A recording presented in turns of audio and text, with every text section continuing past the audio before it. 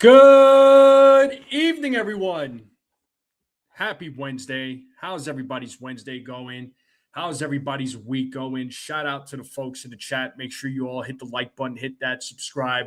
Keep sharing this channel out. We're on the road to 3,000 subscribers. The channel, the Strike Zone, is on the road to 3,000 subscribers.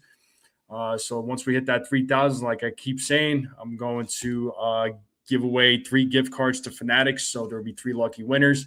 But how's everybody doing on this Wednesday, July 22nd? How's everybody doing? How's everybody feeling? Talk to me. Let me know. We know the Yankees have the final game of the series against the Pittsburgh Pirates. They had a doubleheader today. First game, they lost in extra innings 5-3. They won a couple of nights ago against the Pirates. So the series is split up at 1. And the winner of tonight's game is going to win the series. Max Fried is back. All right, we've been missing Max Fried for the first time. Max Fried and Garrett Cole in the same rotation together. Right, so it's been a long time. It's been a long time coming. So it's great to see both of these guys back in the same rotation. That is so. Let's see how Max Fried does tonight.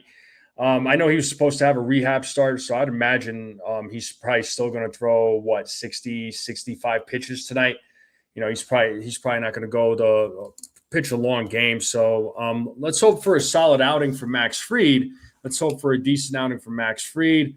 Let's hope for a good outings from the bullpen. But the offense, right? The offense absolutely needs to pick it up.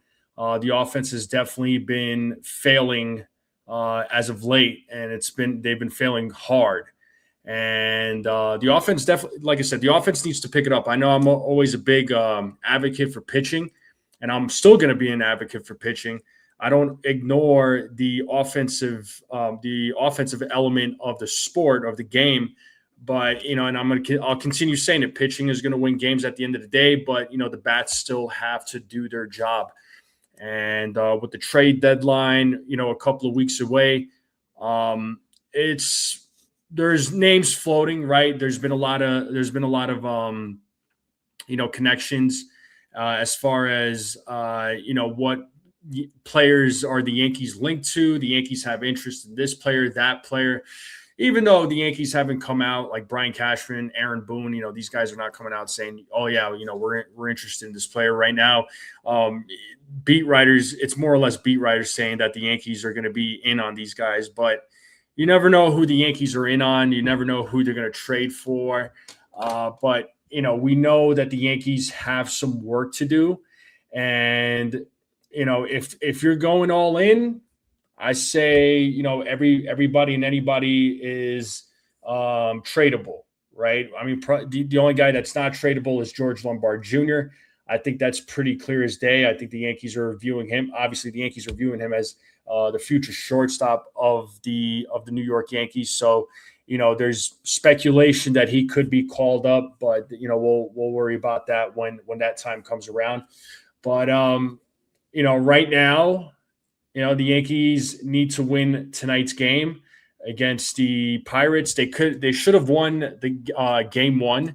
In my opinion, they should have won game 1. It was a winnable game, but obviously just missed opportunities and by the Yankees. So the offense is going to have to improve. Hopefully. We do at some point, right? I know there was a recent talk about Giancarlo Stanton. From what Aaron Boone said, it sounds like, progress is being made. He's running, he's looking good, but, who's to say, but who knows when he's coming back? Obviously, Aaron Judge, he's still out. He's still out right now.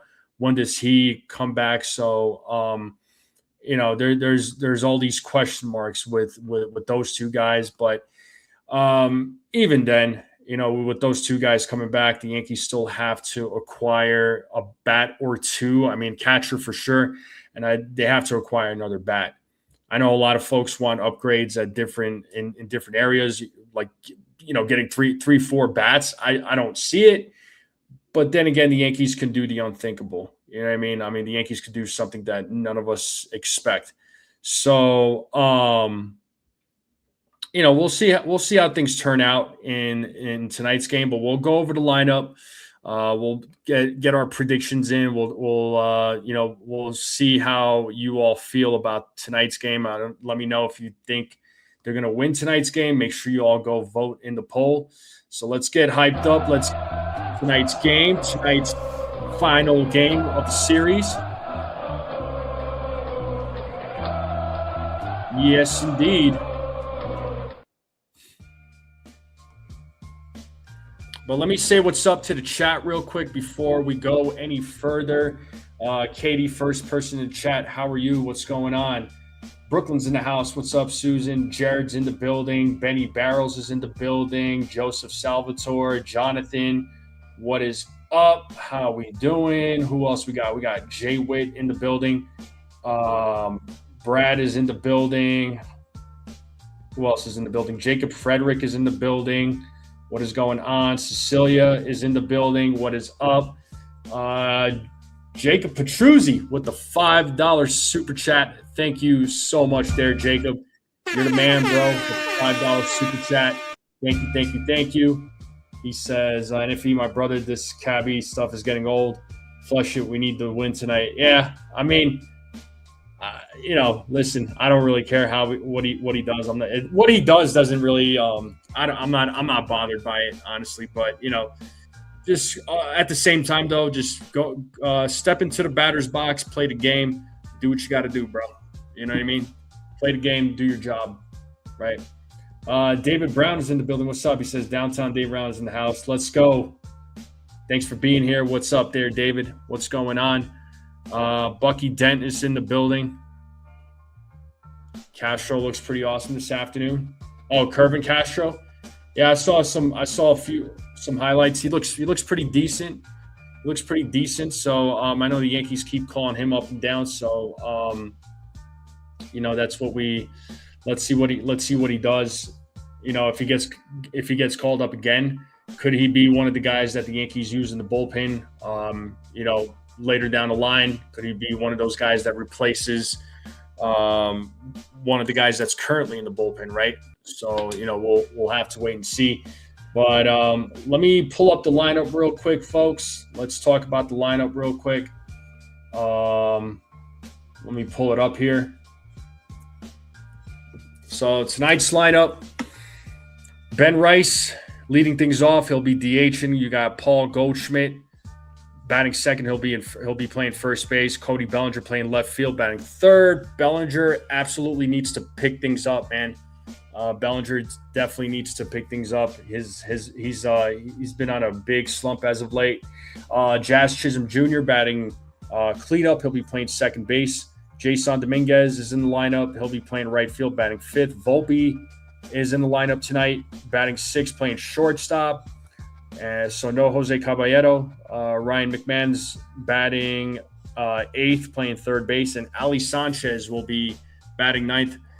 He'll be at the dish. And Max Fried, folks, is on the mound for the New York Yankees. So he is back, folks, like I said earlier in the stream. So he is back. Let me know what you all think about this lineup. Do you hate it? Do you love it? How do you all feel about it? Let's talk about the lineup here real quick. You knew the lineup was going to be a little different for tonight's game, obviously with the doubleheader. Wasn't really sure who was going to be in the lineup. I had a feeling Volpe was going to be in the lineup. Dominguez, I can't say I'm surprised. Jazz, I'm not surprised. I thought maybe you would have seen Ahmed Rosario in the lineup potentially over Ryan McMahon. I thought that might have happened, but it did not. Goldschmidt in the lineup doesn't. I'm not surprised about that either. But Bellinger in the lineup, yeah, I understand, folks. I know folks are frustrated, but right now he's got to pick it up. I thought maybe you would have seen Max Schumann out there over, let's say, Dominguez. Grisham not being in this lineup, I'm not I'm not too surprised. So, um, you know, but this is the lineup right here, folks. This is the lineup. So let me know how you all feel about it. Do you hate it? Do you love it? I mean, what would you change about it? Let's talk about it, folks. Let's talk about it. So, but this is what we got. I think the Yankees. Yeah, I think obviously the Yankees got it's a must win tonight. You know, if they had won in game one of the doubleheader, maybe game two would be a little less pressure to, sweep. At least they would have won the series, but now they got to win the series tonight, man. They got to win the series. So let's see what happens. And let's talk Max Fried. Oh, my bad. Trent Grisham was leading. That's my fault. You're right. Trent Grisham was leading off. That's my fault. My bad. So Trent is leading off. So Trent is in the lineup. So disregard anything I said about Trent not being in the lineup. My fault on that. But again, I didn't know if him or Dominguez were going to be in the lineup just because of the fact that, both of those guys played. Was there an opportunity for Max Schumann to be out there today? But, it doesn't look like that's going to be the case. But let's get into the predictions, though. Let's get into these predictions with Max Fried. Let's talk Max Fried predictions. I see a few predictions in here in regards to the Fried. So looks like Jake Boss is saying 4 innings pitched, couple of runs, 4 strikeouts, couple of walks. Katie's thinking 5 innings. Jaywitt says 4 innings. Yeah, I'm actually going to give Max Fried. I'll give him 4 innings. Honestly, I think that's what he's going to do tonight. I mean, it's his first game back. Perhaps this is the game where he'll treat it like a rehab game. So I thought maybe the Yankees would have used an opener, but it's not the case at all. But I'll give him 4 innings though. For me, for when it comes to Max, he's around 60 pitches. I think so. There, Jake Boss. I think the game plan is probably for him to go 6 innings or 60 pitches. I think that was the game plan for his rehab game. Jonathan says 5 innings, a couple of runs, 4 strikeouts, 3 walks. Yeah, I got him going. I got Max Fried going 4 innings. I think he'll give up 2 runs. I'm right there with the 4 strikeouts. And I'll say 2 walks. That's what I'm going to say for Max Fried. I think, 4 innings, 2 runs, 2 earned runs, 4 strikeouts, couple of walks. The Pirates lineup can hit the ball. Yeah, I'm not sleeping on the Pirates. Right, the Pirates have they got a pretty decent young team. The guys in the lineup could hit really well. I mean, that Nick Gonzalez guy is a fantastic player. So I like what he's been doing for the Pirates. He's a great player. Who else in this lineup? O'Hearn. I mean, I'm sure we're all familiar with him. Like I said, Nick Gonzalez is he's a pretty decent player. So, like I said, they got a few guys that can hit. Pirates got a little. They got a nice little team going. We'll see what they can build. Here in the next few years. So, going into the series, like any series, I don't be sleeping on any team really. I don't. I mean, every series you got to treat it like you have to treat it like these guys. Any team could beat you. Any team could beat you. So, some of these games are just not easy. Some are harder than others, but there's other games that should be winnable. But not always the case, right? Esmeralin Valdez. Yeah, he's been raking too. He's another one. So Jonathan's sharing that Grady Emerson will sign with the Rays for 9.75 mil. Emerson breaks the record for the highest bonus signed by a high school player. That's incredible. Well, we'll have to look out for that name. And speaking of signing players, I mean the Yankees signed all 20 of their draft picks. So not something that you see exactly, but Yankees didn't waste any time. What's up, Rodney? What's going on? But yeah, drop your Max Fried predictions. Let's talk home run predictions, folks. Who is going to hit a home run tonight? Rice hit that big 3-run home run earlier today. I think I'm gonna say Cody Bellinger hits one. He's way overdue. I'm not gonna say Ben Rice. I'll say Bellinger. I'll say Bellinger and Dominguez. Those are going to be my 2 picks. I'm going 2 picks, and in my sleeper, I'm going to go Goldschmidt. I'm going to go Paul Goldschmidt. And if any of those guys hit a home run, I will gift a membership. I will gift a membership. If any of the predictions that I have on my list hit a home run, so Cody Bellinger, Dominguez, or Goldschmidt, I will gift a membership. Jay Witt says Benny gets another for number 31, Trent, and your sleepers Volpe. I like those picks. Volpe being your sleeper, I mean, can't go wrong with that. Can't go wrong with that, man.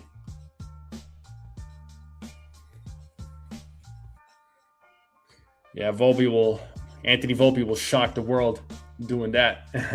Hitting a home run. So, well, yeah, let's see those home run predictions, people. If you have any home run predictions, if not, we'll talk about score predictions. Not really sure how the score is going to go today.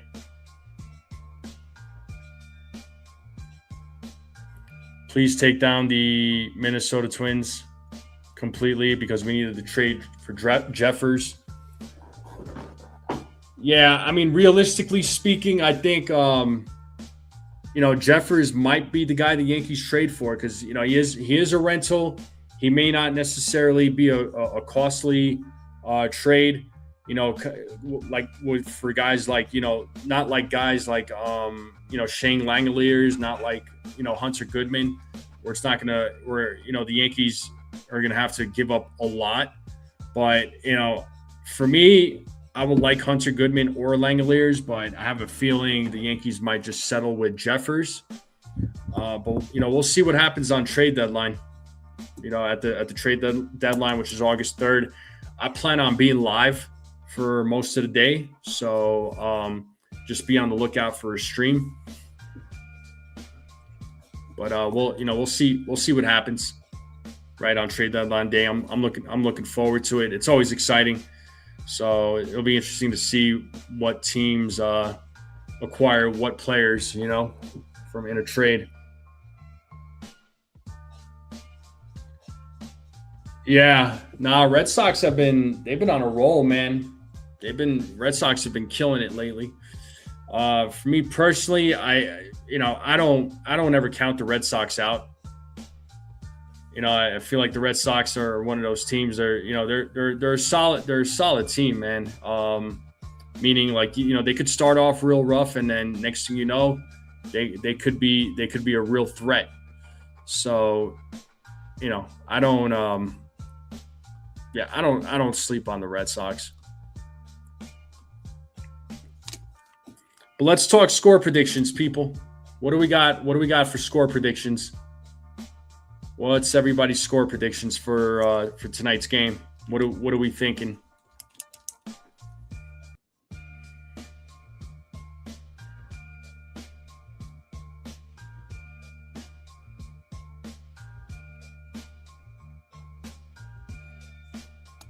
I think tonight's score.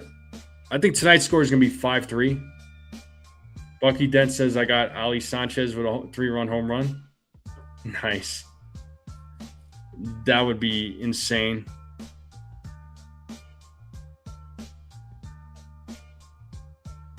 That would be insane.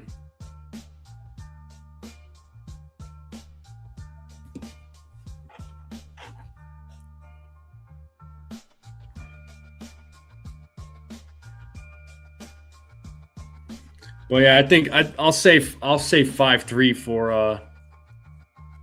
a final score. Or you know what? I'll say 5-4. I'm gonna say 5-4 for the final score of the game.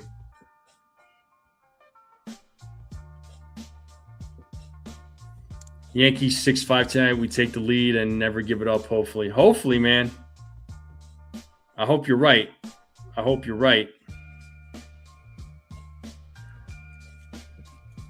But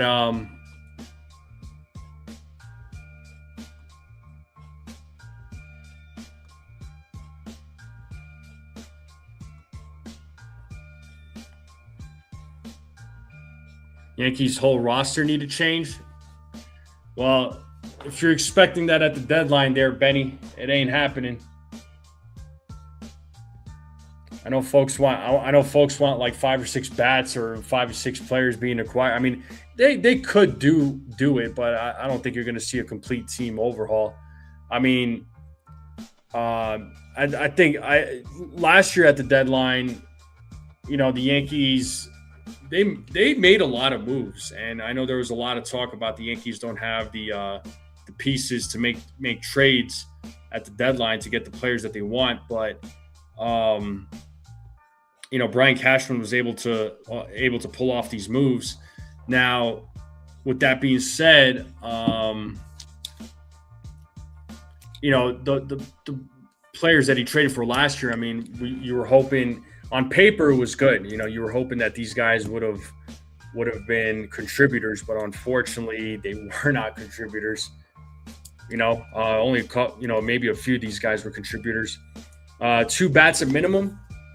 2 bats definitely, right? I mean, catcher being one of them, and then, you know, I would say somebody in the infield or somebody that could be a DH. I'm just in case, you know, if Stanton's not coming back, although Aaron Boone is talking like Stanton is coming back, but it's still nice to have somebody who could potentially fill in that role. I like 3 bats, maybe Lombard is the 3rd bat. I don't know, man. I mean, 3 bats would be great. I don't know if Lombard is going to be one of them, though. I mean, they would call him up, of course, but my thing is this with when it comes to Lombard or any prospect, right? Any player in the minor leagues. You know, when these guys get called up, I mean, you got to manage your expectations. And I'm sure a lot of people are tired of me saying that, but I'm sure they are tired of me saying it. What's up, Beagle? But the fact of the matter is, though, don't expect Lombard Jr. to just kill it as soon as he comes up, because there is going to, bringing him up, it's going to take him time to adjust. And personally, I just don't know if it's a good idea to bring him up, especially in an environment where where the Yankees are trying to get into the postseason, and they're trying to they're trying, and you don't want to throw Lombard Jr.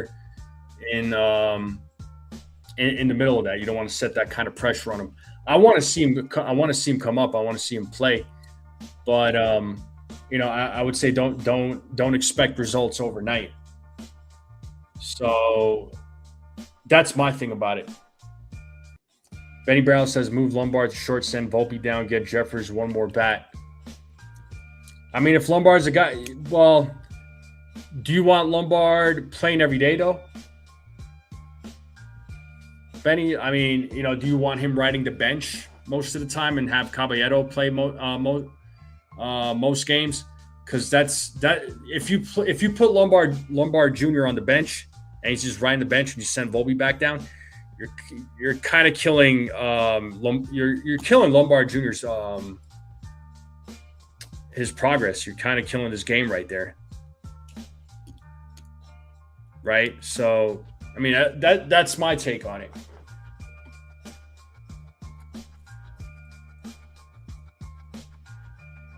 Yeah, but but the thing is, Benny, I'd rather him get brought up to play. But if he gets called up, he gets called up. Like I'm not gonna be mad about it. I'd rather him continue developing in the minors. Let him continue playing down there. Bucky Dent says, I predict Anthony Volpe is getting traded to the Padres in part of the Miller deal. Could be. Who's to say? They better make a trade for someone on Friday if they lose tonight. I don't see the Yankees making any moves until the trade deadline comes around. Yeah, I agree, Jake. I mean, I'm in full agreement with you. I think the young guys need to play to develop at 100%.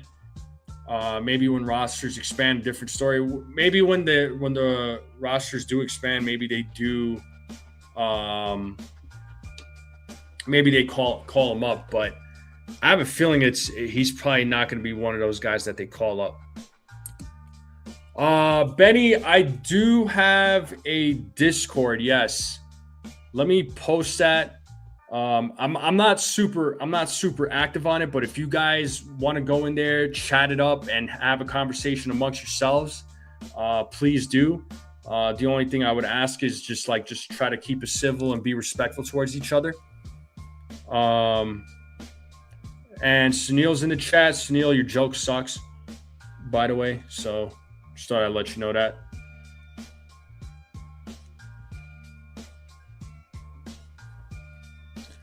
But also, real quick, yeah, baseball, of course. What's up, Egyptian? Let me know how many calls get overturned by ABS. How many calls are you thinking get overturned by ABS? Nathaniel, which players do I think they're going to trade for? Or what positions do I think they're going to trade for?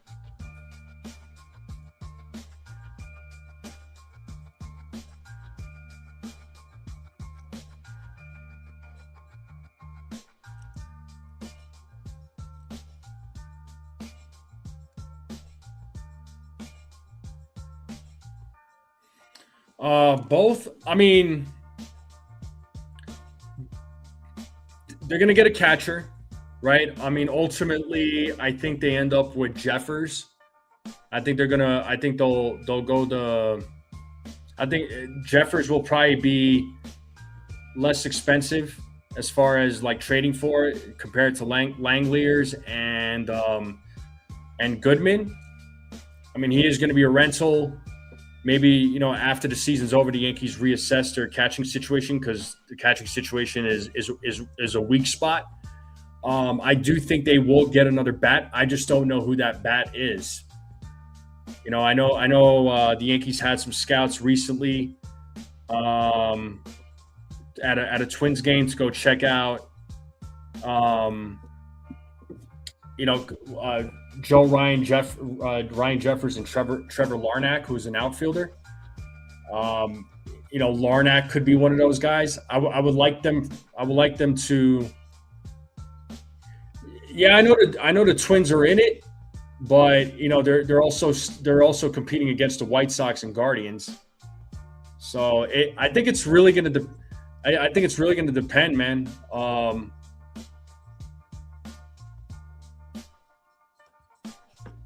Hard to say. I'm going to look at the standings real quick.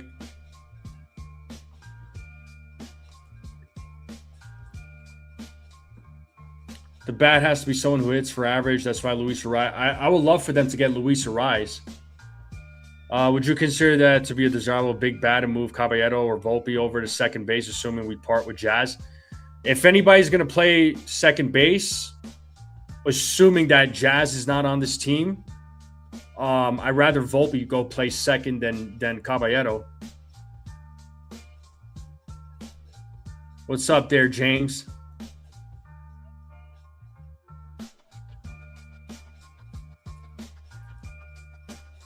Me and Jason should do a stream and donate it to charity for the trade deadline. Yeah, I haven't gone live with Jason in a while, man. I know I've, me and him on occasion will go live together. I do plan on going live for the trade deadline. I plan on being live all day for that. I know he's going to do the same. Yeah, Paul O'Neill he's probably enjoying his life as a broadcaster. But yeah, maybe perhaps I could talk to Jason about doing a stream together and doing a donation to a charity. Yeah, I would miss him in the booth as well. I mean, Tunnels to Towers. Yeah, I've definitely heard of Tunnels to Towers. Jeremy Pena. I know a lot of fans really want Jeremy Pena. But if you get him, what is his contract right now? Is he just strictly a rental, or does he have another year of control? What's the deal with him? So, okay, he's under team control this year or next year. I mean, does it block Lombard Jr. though?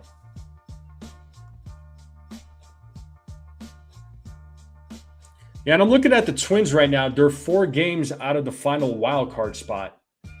Do we think that they could be one of those teams that makes it into the postseason? Because it's a tough group of teams right now. Because right now the Red Sox are in third place in the they have the final wild card spot at this very moment. They're right behind the Guardians and right behind the Yankees, right? And the Twins have the Orioles and Mariners ahead of them. The Astros, Tigers. I mean, heck, even the Blue Jays are not too far off.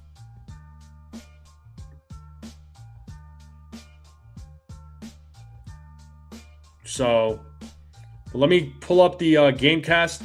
And I think, by the way, guys, I know we didn't talk about it, but I think there's going to be 4 calls overturned tonight by ABS.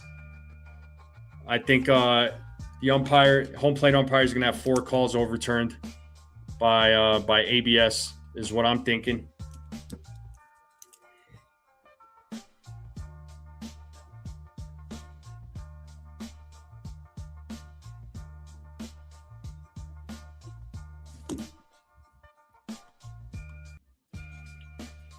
Well, here's the Yankees defense from right to left is in the outfield, Dominguez, Grisham, Bellinger. Infield, Goldschmidt, Jazz, Volpe, McMahon. Sanchez is at the dish. Fried is on the mound. Rice is your DH. And here we go. Nick Gonzalez, who has put a hurting on the Yankees earlier today, is at the plate. And there's Max Fried. Pitches a strike. And the game is underway. Let's get it started in here. And Fried with the second pitch. It's a 1-1 count to Gonzalez.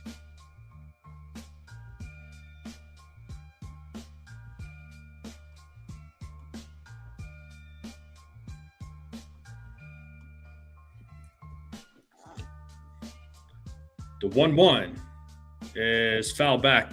1-2.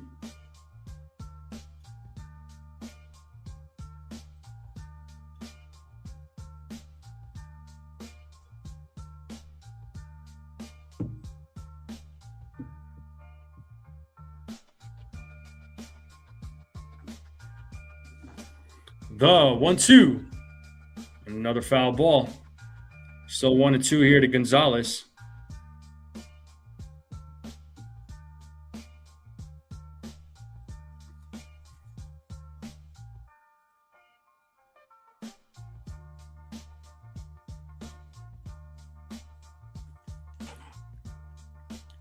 Fried sets, another 1-2.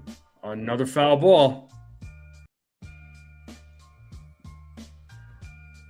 So the 6th pitch coming up in this at-bat.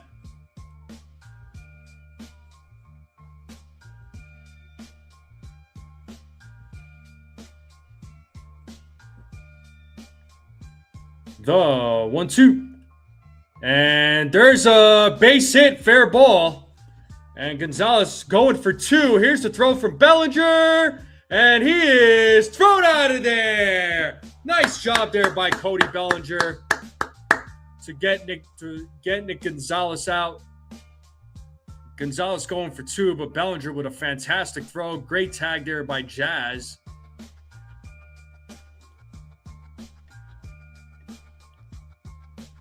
And my man Ace is in the building, says Chia. What up, Ace?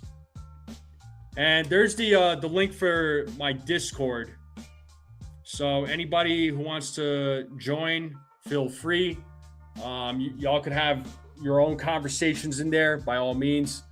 I'm curious, I'll check it out, see what you guys have to say, guys and gals.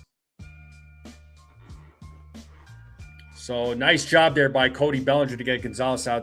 That's a big one right there.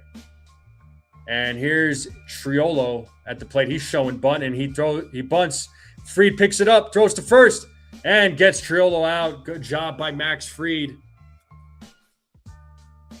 Triolo bunted it down the third base side. Fried hustled, fielded it, and fired to first to get Triolo out. So nicely done.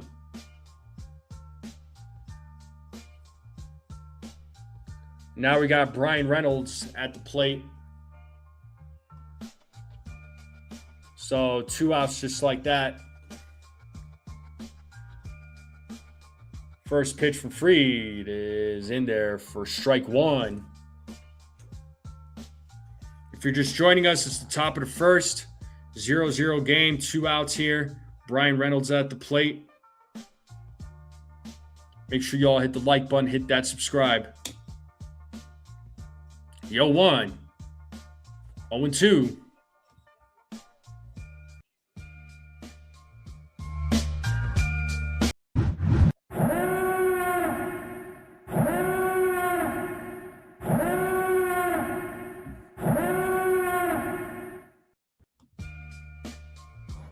As Fried sets here on the 0-2. Ooh, did he go? He did not. It's 1-2 now to Reynolds.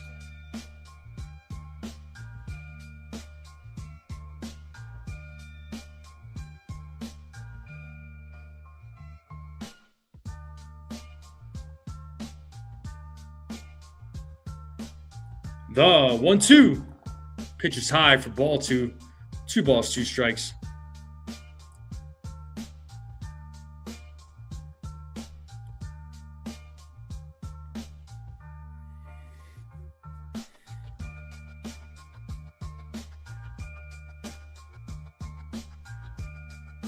And the 2-2. Swing and a miss. And he struck him out.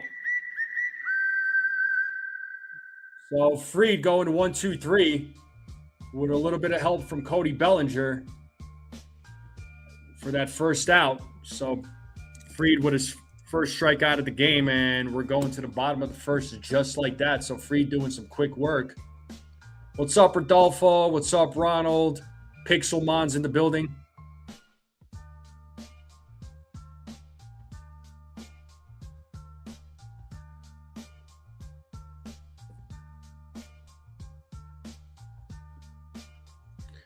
Yeah, I have no idea how Duvall's still on the major league roster. I'm right there with you. He's one of those guys that needs to get sent down to AAA big time. D Skrilla, what's up?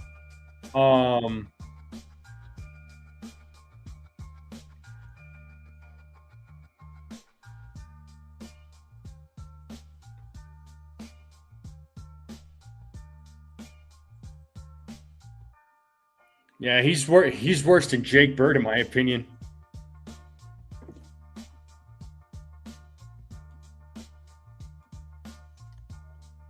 All right, bottom of the first.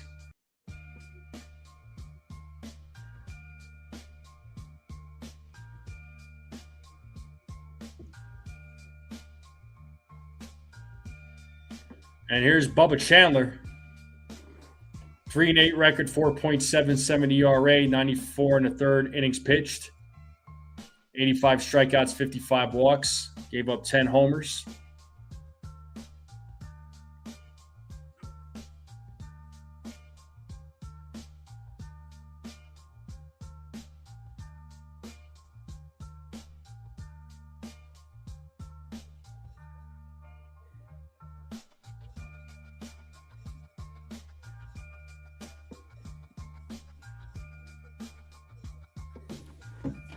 And here we go.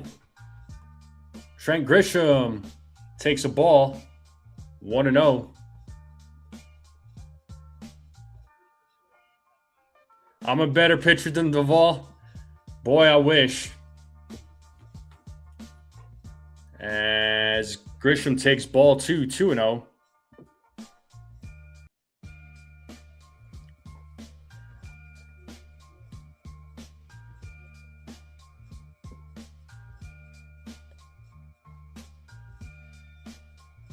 The 2-0.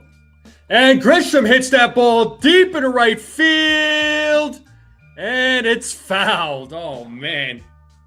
Gave that one a ride. It's 2-1 now to Grisham. Oh, Valdez lost his glove. Oh, that's hilarious. If I were those fans, I'd keep his glove, man.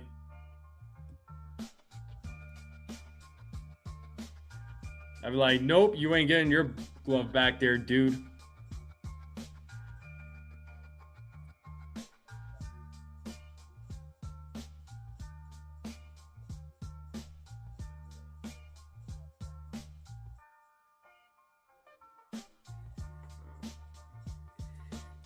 The 2-1.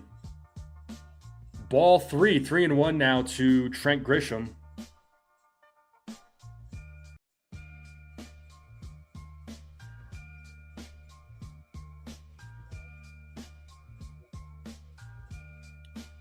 And there's ball 4.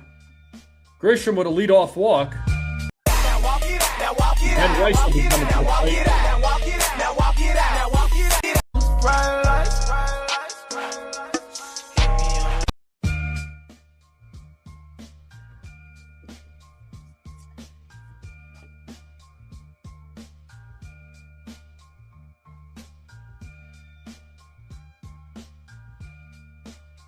And here's Ben Rice.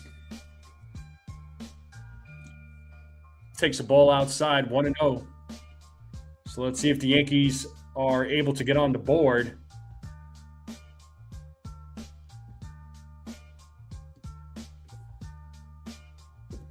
You know, the Yankees have been struggling with scoring with runners in scoring position as Ben Rice takes ball 2.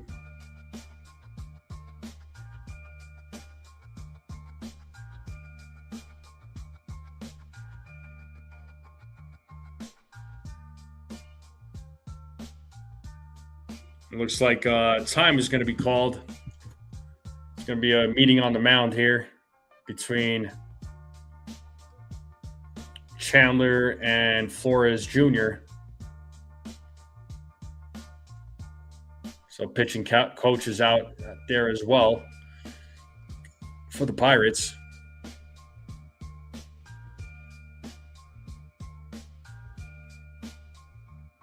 Giovanni Cruz, sign me up.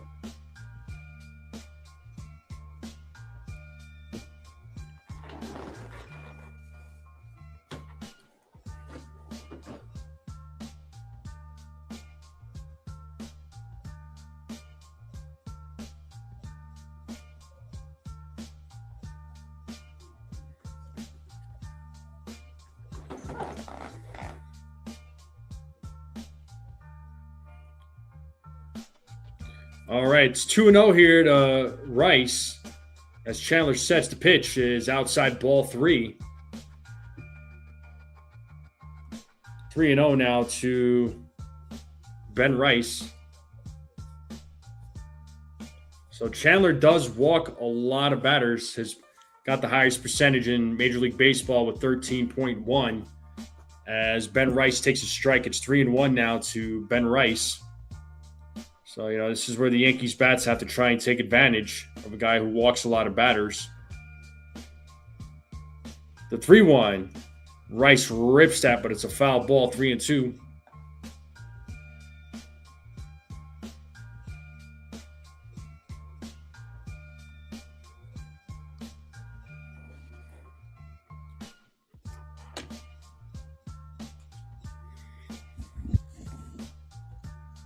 And a payoff. And Rice hits that. This could be two. There's one. And there's two. Rice grounds into a double play. Oh, gotta love the double plays. That's just that just kills any freaking draw. Oh my God, I hate it.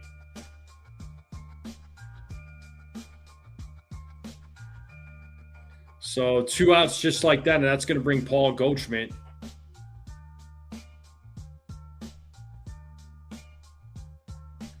Yeah, these double plays, man. They kill any sort of momentum that the Yankees could potentially get going. And Goldschmidt takes a strike.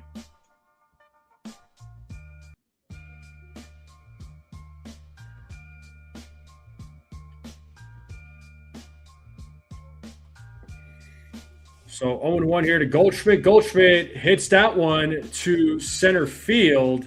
And the catch is made for out number 3. And now we are going to the top of the second, 0-0 game. That was a pretty uneventful inning.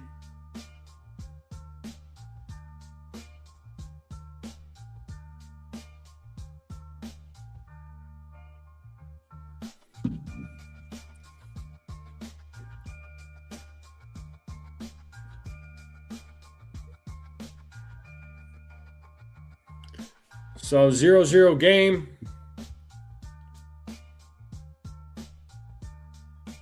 Top of the second. So Valdez, O'Hearn, and Ozuna will be due up when we get back from commercial.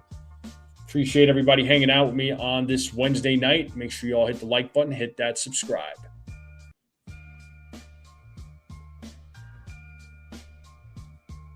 Fireside Yankee. Hey, listen, Fireside Yankees. Ryan does a really good job. I like his takes. I do. He's got different takes. Smart dude. I've actually interacted with him. So, let's not talk bad about other content creators, right? On this channel, I do ask that. Everybody has their opinions and whatnot. I mean, some channels may not be for you, and I may not be for other people, and that's cool. But Ryan's a cool dude. Ryan's a great guy. Actually, I jumped on a live stream with him, Jason, and Hector from Uptown Sports. We jumped on Jason's channel.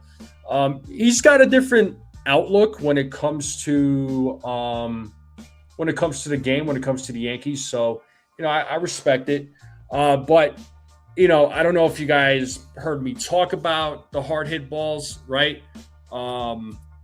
Just a few days ago, and this isn't like an attack on Ryan or anybody that is out there that talks about hard hit balls, but it only matters if that hard hit ball results in a positive, in something positive. If it doesn't, then it's meaningless. Batting average, I still advocate for batting average, but it just seems like in this day and age now, I mean, how many guys are hitting over 300 right now? Right, so let's think about that. I think there's 8 or 10 guys in Major League Baseball hitting over 300. But we have Max Fried facing Valdez right now. Here in the top of the second, Valdez has a 3-0 count to start things off here in the top of the second. So yeah, Egyptian. There's eight guys, right, with over a 300 batting average. And it's a 4-pitch walk to Valdez, so a leadoff walk. And that is going to bring O'Hearn now to the plate.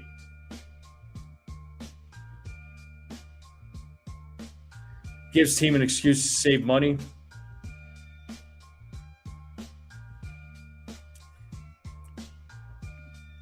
Analytics is cool, right? I mean, I don't mind.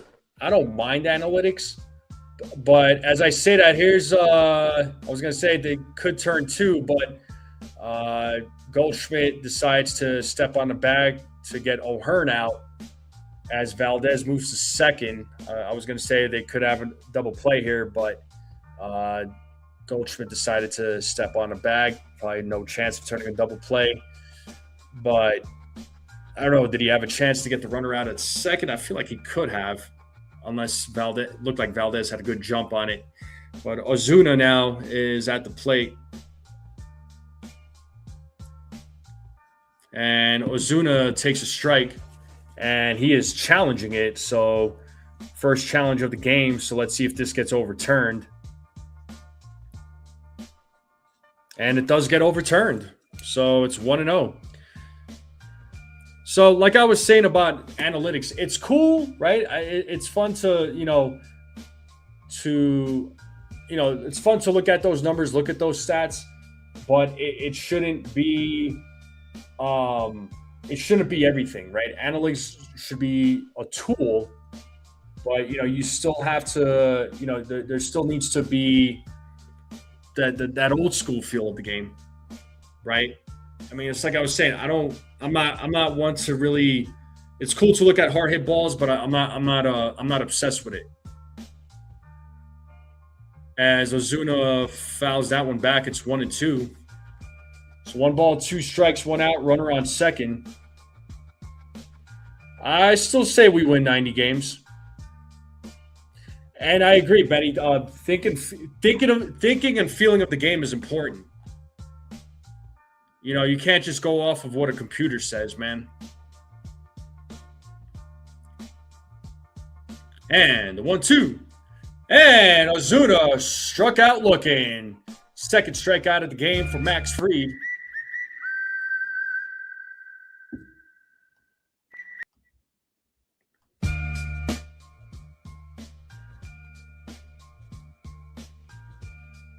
And that's going to bring Brandon Lau now to the plate.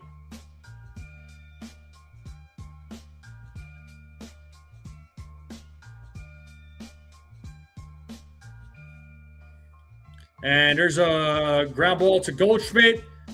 Tosses it to Fried. Fried steps on the bag and gets the final out. And Fried doing a good job there in the top of the second. Bottom of the second coming up. And we have Bellinger, Jazz, Dominguez coming up. You can use analytics, but you got to use them the right way. Yeah. Listen, it's okay. Like when it comes to analytics, like it's okay to say, all right, well, we think that this guy, for example, we could bring this guy out of the bullpen. We think he'll pitch well against the batter that's coming up on the other team, right? I like this matchup because we feel like this pitcher can. This pitcher can get the job done because of past results. Like that's cool, right? Like you can use analytics for that. That's great, but it doesn't always work in reality, right? It doesn't always work in reality because it does. You think it's going to work out because on paper you think you're going to say it's going to work out, like it should work out, but you never know how the game's going. You never know what's going to happen in that matchup. So. You still got to go with your gut feeling.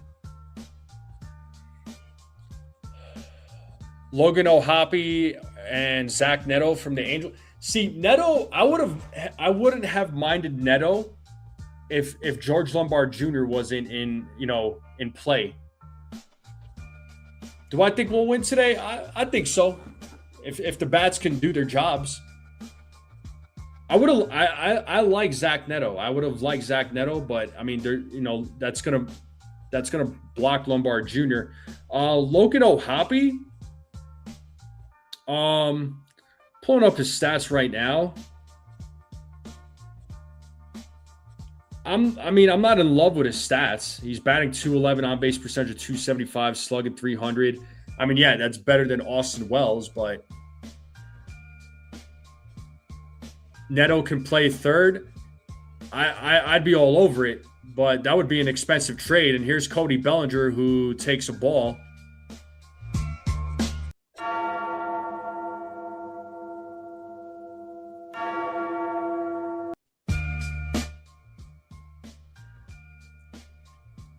So 1 ball, 1 strike now to Bellinger.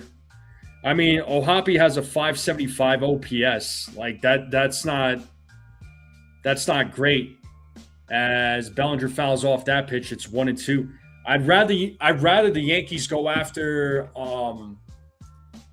Jeffers, Langeliers, Hunter Goodman. I mean, I would have liked Dylan Dingler. I think Dylan Dingler would be a good one. I'll even take Tyler Stevenson from the Reds.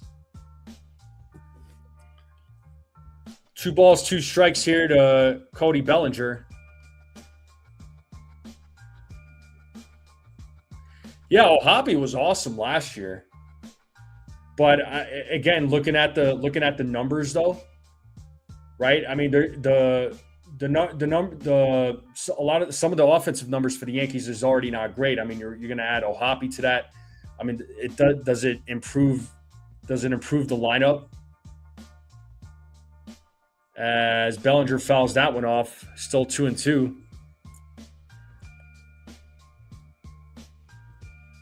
Well, Benny, you know what? Goodman strikes out too much, but sounds like he'll fit right in with the Yankees, right? The 2-2. Bellinger fouls that one. Still 2-2. Goodman might strike out too much, but his numbers are still better than Austin Wells. Langeliers would be the guy to get.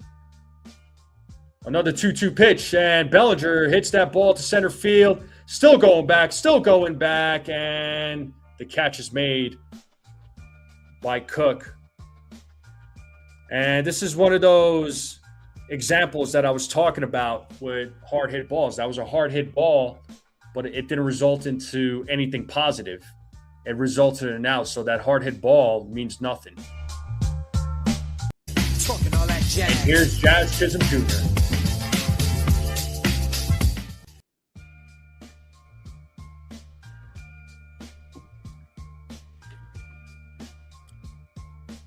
And the first pitch to Jazz is in there for a strike.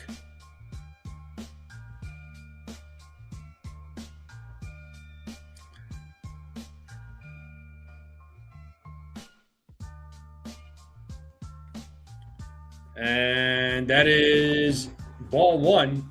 It was a close call. I don't know. I didn't see if the Pirates were going to challenge, but they did not. Well, Bellinger is just in a big slump right now, man. And there's a single there by Cody Bellinger as that ball gets through the right side. And we got a man on first with Dominguez now coming to the plate.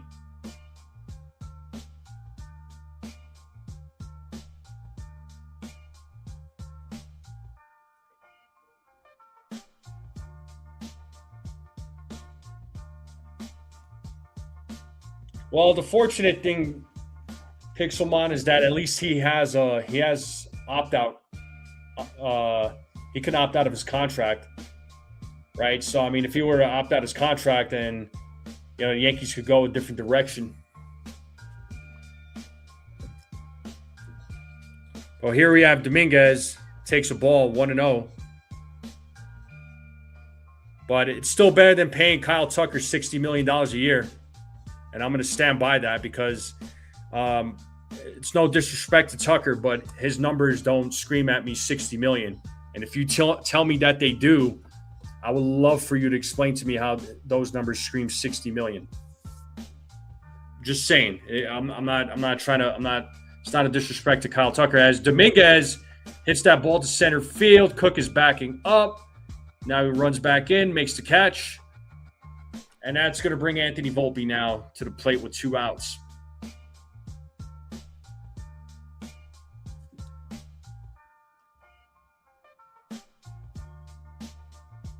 What's up, Robert?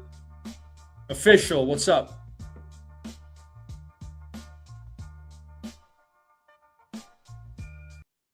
Yeah, Benny, I actually said the word single. Hopefully you were sitting down when I said that too. And Volpe with a big swing and a miss, 0-1. Trust me, if I said the word single while I was standing, I would have fell over, bro.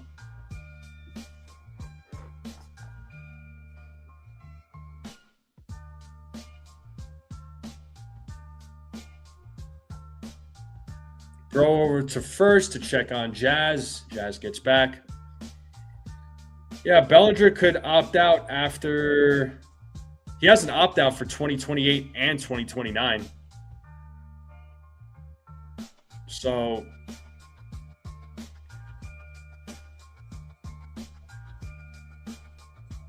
And Jazz was looking to steal as he slid, but it was a foul ball that hit off the bat of Volpe, or Volpe's bat.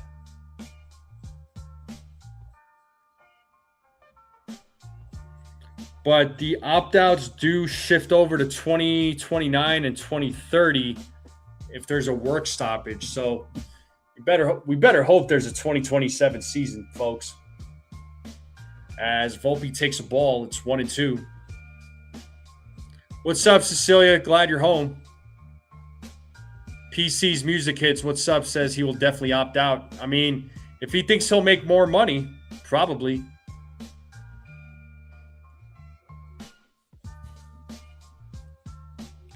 Count now 2-2 to Anthony Volpe. Make sure you all hit the like button, hit that subscribe. Appreciate all the new subscribers.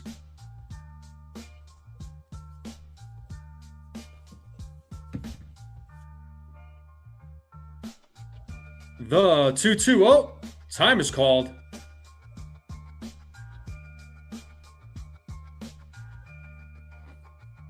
So 2 balls, 2 strikes, 2 outs. We got Jazz at first. Ryan McMahon waiting on deck.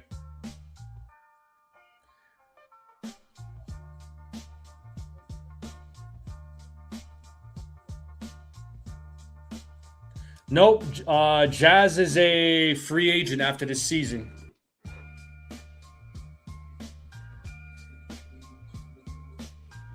Volpe fouls that one. Still 2-2.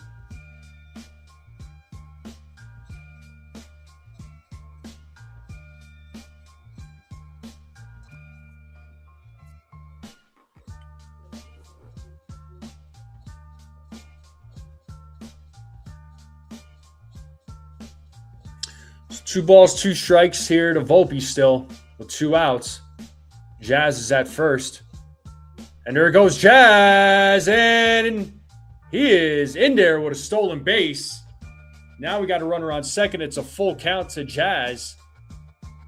That is his 27th stolen base of the season.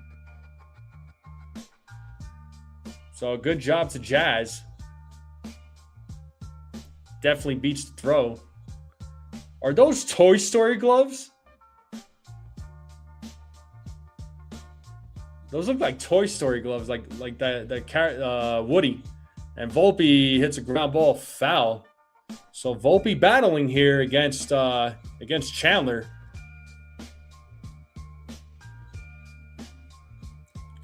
All right, Cecilia going Middle Eastern tonight. Hey, nothing wrong with that. Time is called.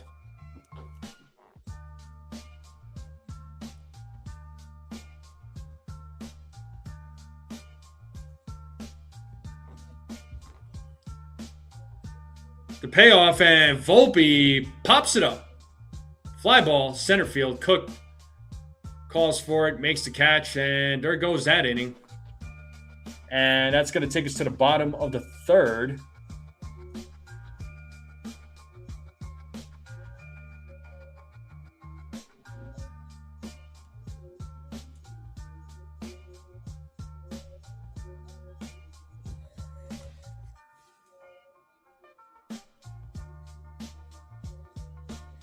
If Volpe hits a ground ball to short, you got to do 10 push-ups. No problem. I'll do 10 push-ups. That is not a problem for me, bro. So, what is everybody eating tonight? I'm just curious. What is everybody eating tonight?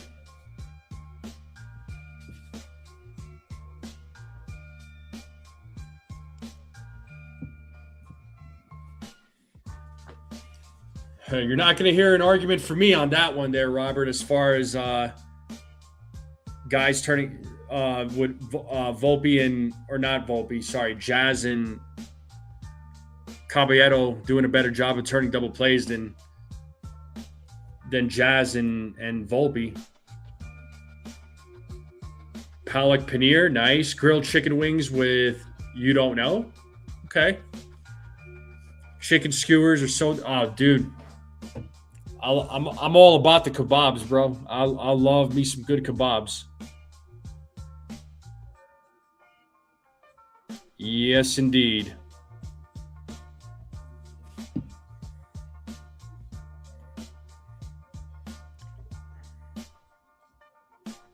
All right, let's get back to the game here.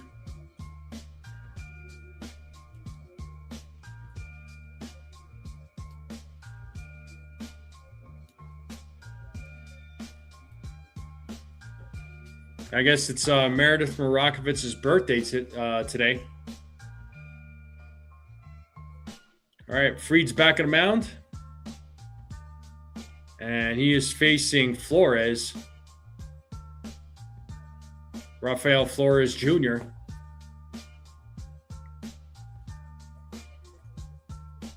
Who takes a strike as Fried sets here on the 0-1. And Flores Jr. hits that ball to left field. Bellinger runs in, makes the catch. One down. And now Cook is going to be coming to the plate. Salt, garlic, pepper, cumin, and paprika. See, Cecilia knows what's up, man. Cecilia knows what's up. Let's go. She knows the deal. Swing and a miss. 0-1 to Cook.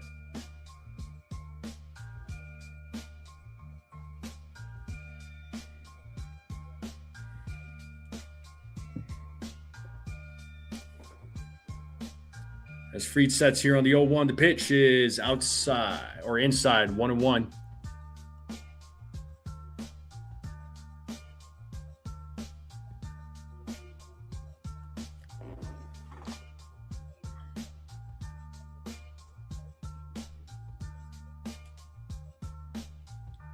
The 1-1. Ball 2, 2-1.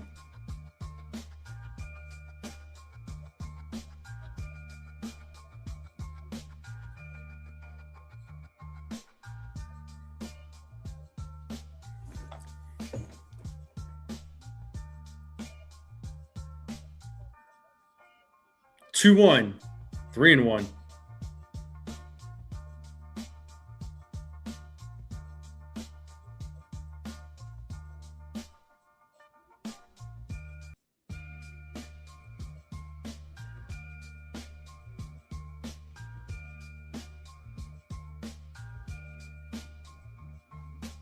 Three, 1. Foul ball.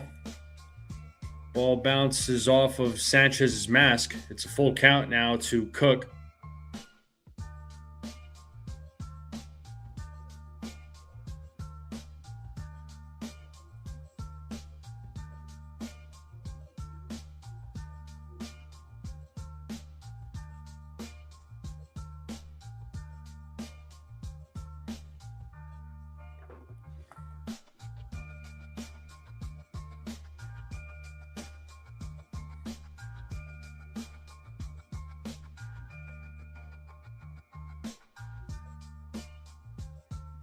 Three balls, 2 strikes, 1 out here in the top of the third. Fried sets the payoff. Swing and a miss, and Cook strikes out. Third strikeout of the game for Max Fried.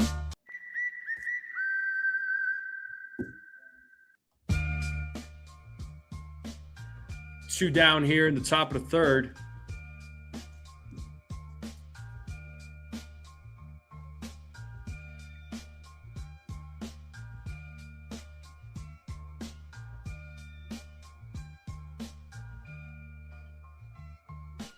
And the first pitch to Gonzalez is a ball. So back to the top of the lineup for the Pirates.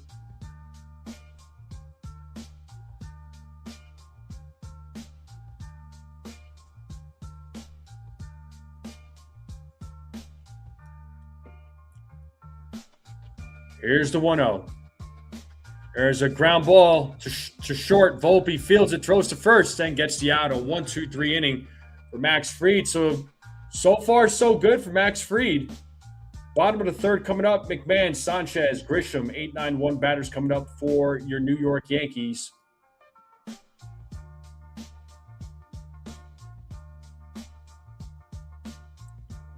Oh, I love it. Y'all talking food right now. I'm loving it, man. I'm loving it.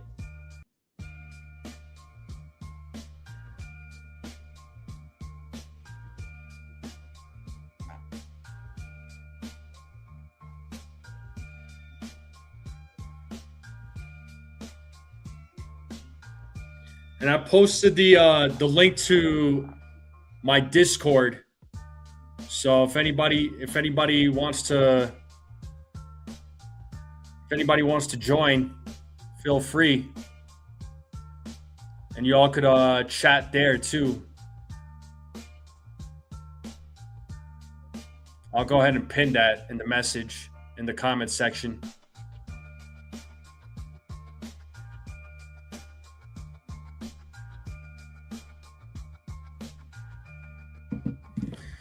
Yeah, gotta hate the fact that Garrett Cole pitches an excellent game, and it gets ruined. Oh, I'm aware that Max Fried is on a pitch count. Yes, official. I know he's gonna go 60 pitches. So, oh yeah, I'm aware of that.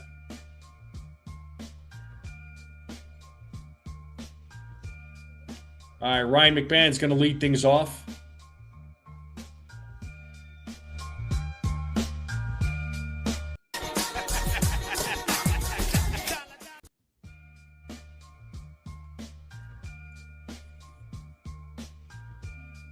Are other fans aware? I couldn't tell you, dude. I don't know. As McMahon takes a strike.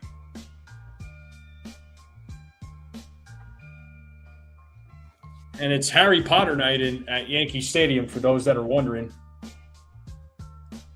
Swing and a miss, 0-2.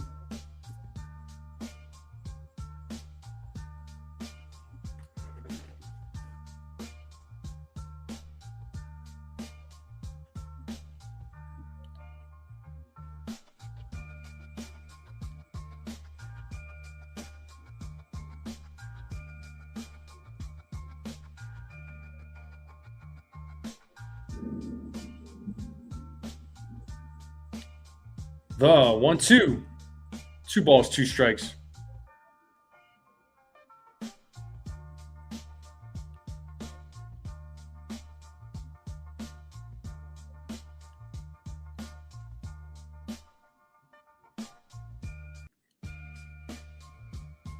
The 2-2. Swing and a miss, and McMahon strikes out. I believe that is the first strikeout for Chandler. Yep, first strikeout of the game.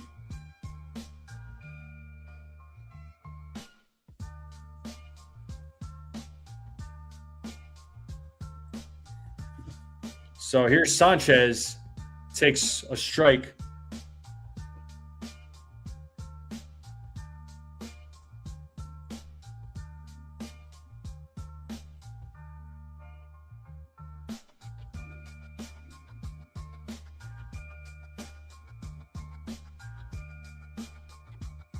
The 0-1, there's a ground ball to second as Sanchez grounds out 2 down. And that's going to bring Trent Grisham to the plate.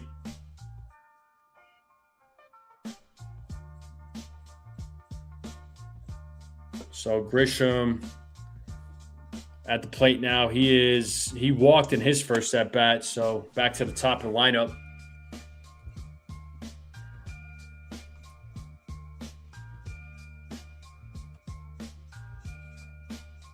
And strike one to Grisham. Yankees are trailing the Rays by 2.5 games.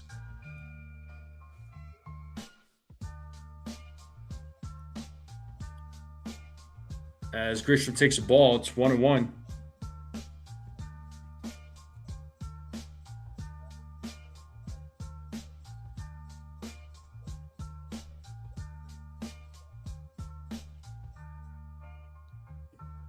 The 1-1 swing and a miss, 1-2.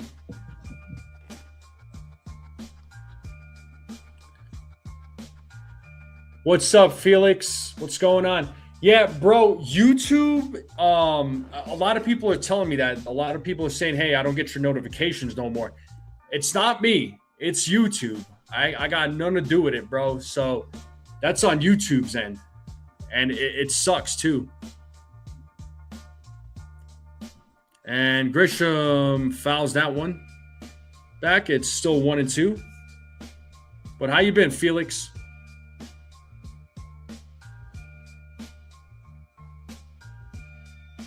Yeah, Sox are down 4-0. The Rays and Blue Jays are tied up at 1 apiece in the top of the third. And Grisham strikes out swinging. So second strikeout of the game for Chandler. And Chandler doing work, and we're going to the top of the fourth. No runs yet. Each team has a hit. Yes, I did see that Duplessis beat Usman. Yeah, I did see that. I'm not that surprised, to be honest with you. Joseph Salvatore says he gets all my notifications. So it sounds like some people do, some people don't. So, yeah, I don't know. Unless you don't have your notifications on, but some people have told me that they have their notifications on, but they still don't get them. So once again, I don't know.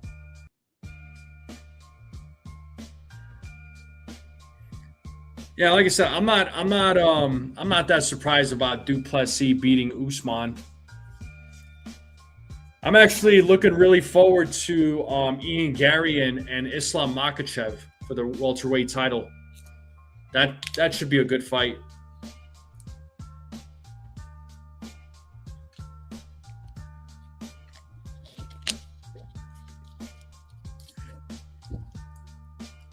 So, top of the fourth will be coming up. Jared Triolo, Brian Reynolds, and Esmeralyn Valdez will be due up. And Max Fried right now he's at 33 pitches. He's at 33 pitches. So, pitch count's still good. So let's see how what his pitch count will be by the time the fourth inning ends.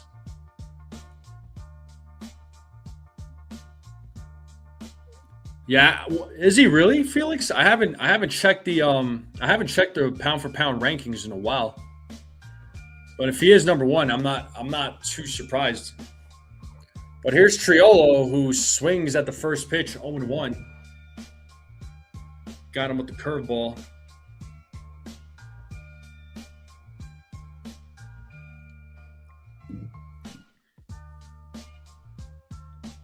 As Fried sets here on the 0-1, the pitch. There's a ground ball to third. McMahon fields it, fires to first, and gets Triolo out. What a play there by Ryan McMahon. Nicely done. That's how you do it. And that's going to bring Brian Reynolds down to the plate. McMahon running to his right, turns, and makes the perfect throw to first to get Triolo out. Max Fried giving him his props. And here's Brian Reynolds now. Ball one.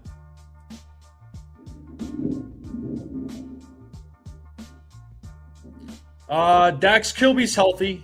I believe he's playing. I know he was hurt for a little while there. Yeah, Egyptian. It's funny because I also talk about how good his glove is. He has regressed a little bit, but not a significant amount. I still would rather have his glove at third base over obviously Rosario, over Caballero. Now McMahon's got a good glove, man. He does. As Reynolds gets a piece of that, it's a foul ball, 1-2 to Reynolds. The bat definitely needs improvement from McMahon. I mean, at least he's not as bad as Austin Wells, but still needs to improve at the plate. But his glove, I have zero complaints about. The 1-2, and that pitch is being challenged by Sanchez. It's initially called a ball. It's 2-2. So let's see what ABS says. ABS says it's a strike. Got him on the edge. And that's going to be a strikeout. That is strikeout number 4, as that call is overturned. And that's the second call overturned tonight by the ABS. So good job to Max Fried.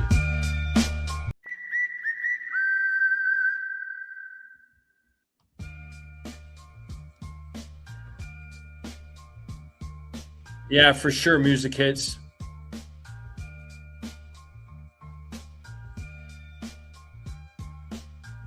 Rosario is definitely cheeks when it comes to defense.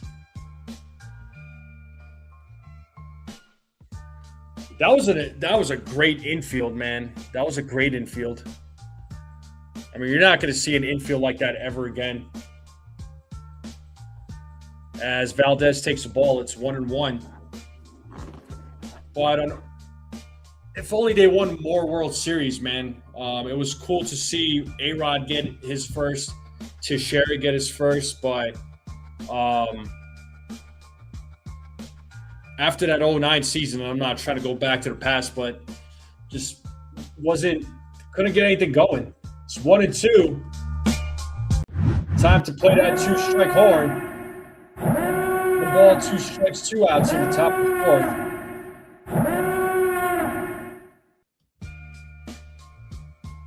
Swing and a miss, and he strikes Valdez out. Max Fried having himself a good game. That is the 5th strikeout of the game as we go to the bottom of the 4th. So Fried doing his part. The bats need to do theirs. So bottom of the 4th coming up now.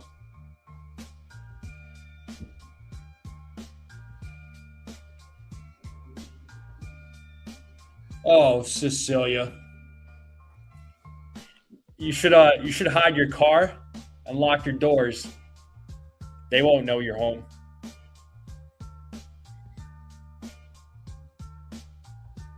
You're not going to see an infield like that ever again. But like I said, the sad part about it, though, is that group only won one World Series together back in 2009.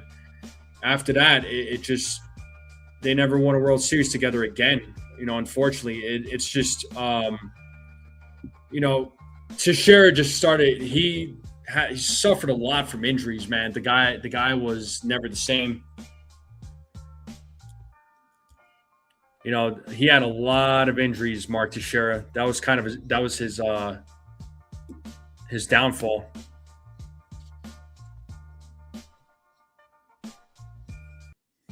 A-Rod. It's funny. A-Rod was he was a good player, right? A-Rod was a fantastic player. Like, good baseball mind, understands the game, gets the game. He could break things down, but unfortunately, he had a really good playoff run in 2009, but outside of that, every other playoffs, it was an absolute nightmare. I mean, baseball just changed in general. And here's Ben Rice at the plate. Fouls off the first pitch.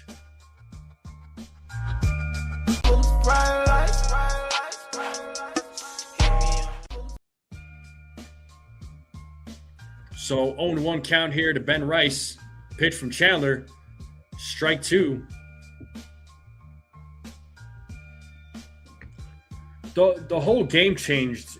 The whole game of baseball changed, man. The 0-2. And Rice strikes out looking.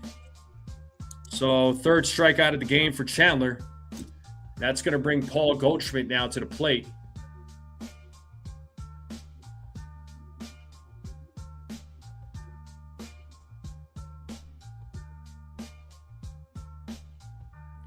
Music hits, yeah, I mean, a lot of guys were juicing.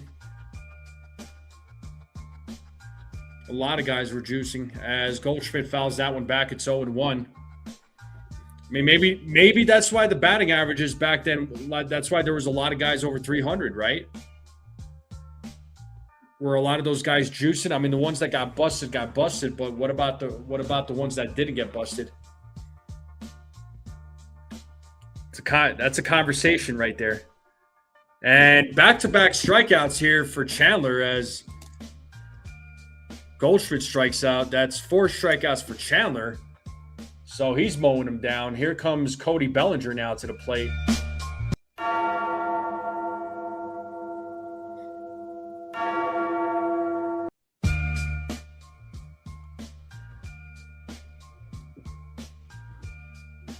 There's a strike to Bellinger.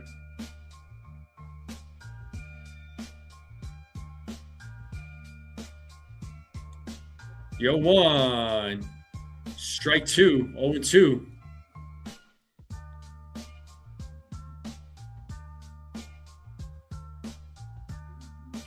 One ball, 2 strikes now to Bellinger.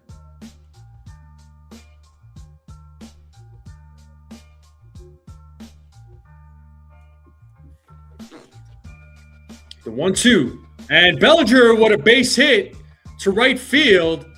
And let's see if he's going to. He's going to, and he is in there with a 2-out double by Cody Bellinger. Keeps the inning alive.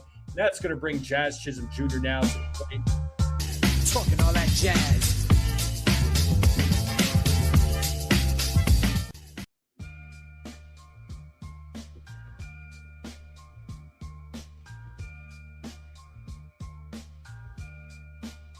It's a nice piece of hitting there by Cody Bellinger. That's what we need, man, from Cody. More hits like that. More hits like that. Try to get back into more of that consistency. Here's Jazz, who's 1 for 1 with a stolen base, and he hit a single. Hopefully everybody was sitting down when I said the word single. Yes, he hit a single back in the 2nd inning. So let's see if the Yankees can get on the board. This is where they struggle as Jazz takes a ball, 1-0.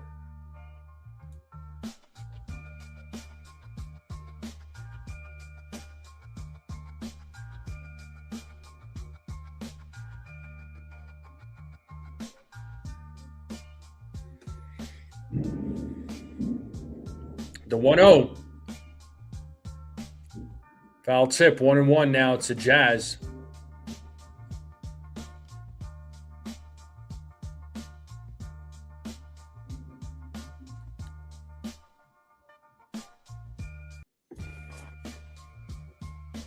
One. Ball 2, 2-1.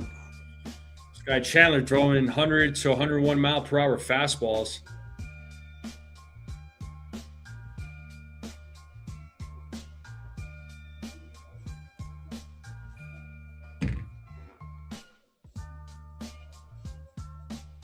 Two balls, 1 strike here to Jazz. Here's the pitch from Chandler. Swing and a miss. 2-2.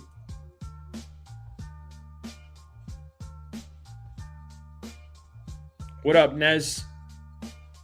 Says Yankee games are boring. They don't hit homers because the bunt.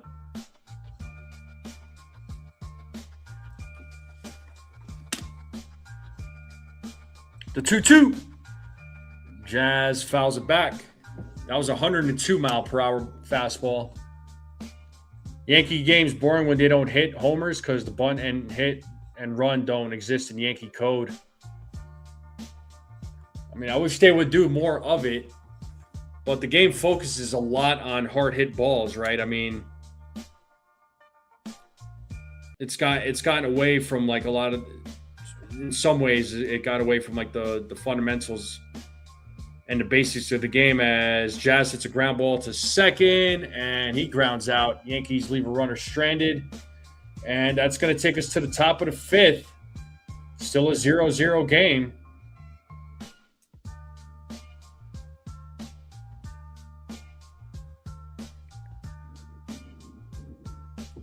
Felix says the other sports don't take juicing as serious as MLB does. I've noticed not even boxing or MMA takes it as serious, which is crazy. I mean, yeah, baseball takes it really serious. Other sports. I mean, you're starting to find out.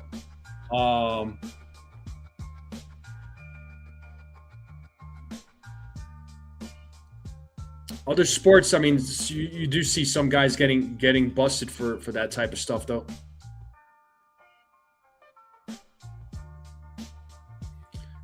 I mean, they swing and miss. They do hit the ball, but it doesn't always result into something positive there, Nez. That's why I was saying. That's what I was saying earlier.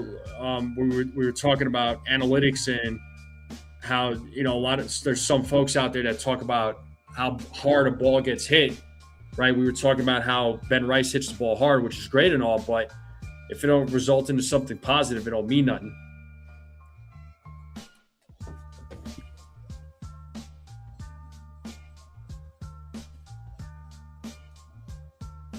But we are in a commercial break. Appreciate everybody joining me on this Wednesday night, July 22nd. Make sure you all hit the like button, hit that subscribe.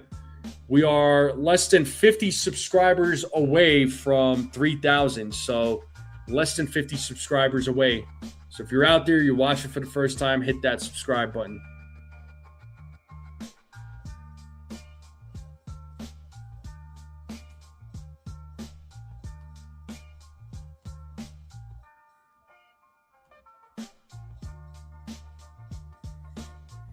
You know what, man? I miss Derek Jeter. I miss Bernie Williams. I miss all the old Yankees, but, these guys weren't going to stay young forever. Here's Ryan O'Hearn, who takes a strike.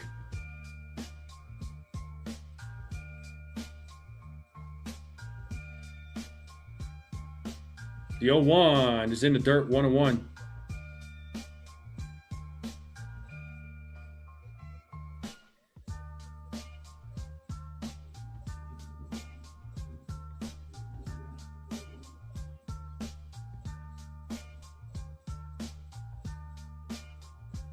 The 1-1. Swing and a miss, 1-2.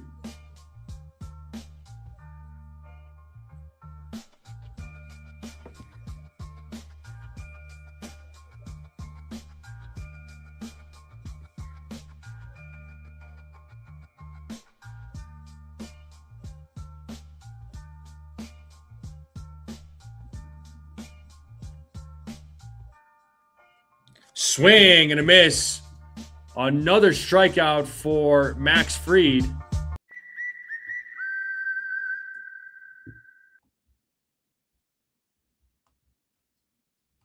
So Fried having himself a good game, pitching himself a good game. 6 strikeouts now for Fried. Looks like Angel Chavez is warming up in the bullpen for the Yankees. Fried had 47 pitches as Ozuna takes a ball, 1-0.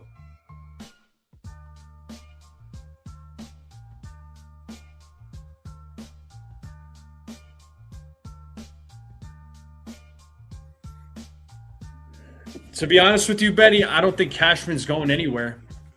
The 1-0, 2-0. He's not only just the general manager of the New York Yankees, he's also the senior vice president. So, we know his contract is going to be up as GM.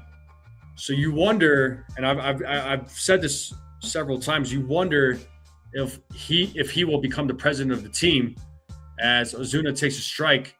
It's 2-1. I do wonder that.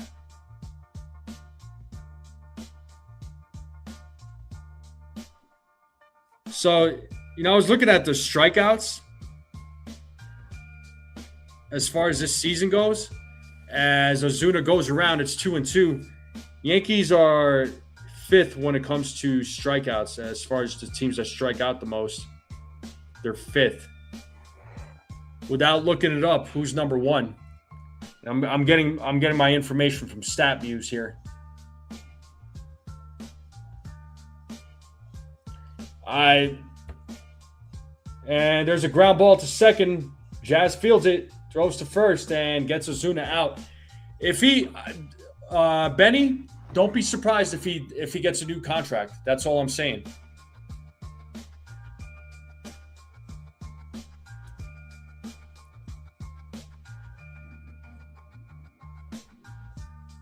Said what before? 5 innings pitched, 1 or 2 hit balls, 6 or 7 Ks from. Yeah, I mean, some good stuff there. Here's Brandon Lau, who takes a ball. It's 1-0.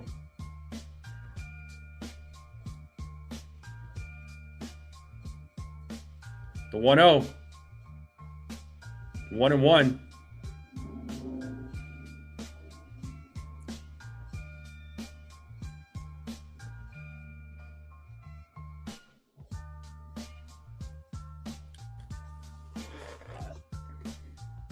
The 1-1. Swing and a miss. 1-2.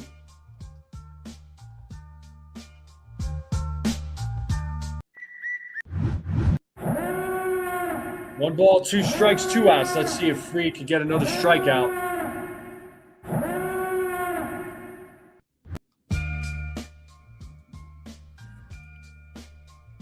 The 1-2. 2 balls, 2 strikes now.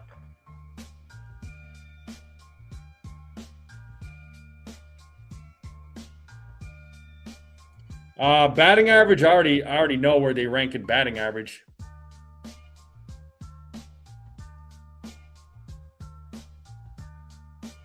The 2-2. Swing and a miss. Another strikeout for Max Fried. Nicely done.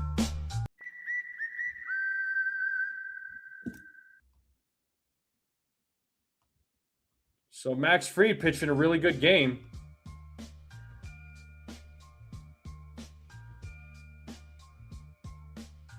Yeah, but you want, again, Benny, I understand the offense is a concern. I'm not disputing that whatsoever. It is a concern.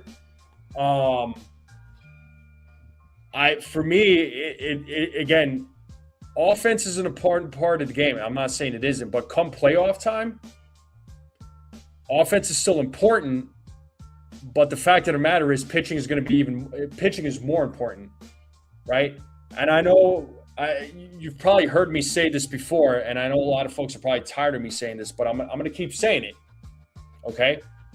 Last year, Blue Jays and Dodgers, World Series. Blue Jays offensively, much better than the Dodgers. The Dodgers offensively were not great. What helped them was getting the key hits, the key runs. But what also helped them big time was the defense and their pitching. They made some good plays too, right? They made some heads-up plays. So, pitching and defense becomes more important than the offense. I'm not ignoring the fact that the Yankees are having offensive issues. They are. I'm not Jason, bro. But, yeah, they did miss out on a lot of opportunities. But, hey, they missed out on opportunities. That World Series was theirs. But they blew it. The Dodgers did the small things better. They did the small things better. That I'm not, for sure. All right, here we go. Let's get back to the game here. It's Dominguez at the plate. It's 1-0 to Dominguez. We're in the bottom of the 5th as he takes a strike. It's 1-1.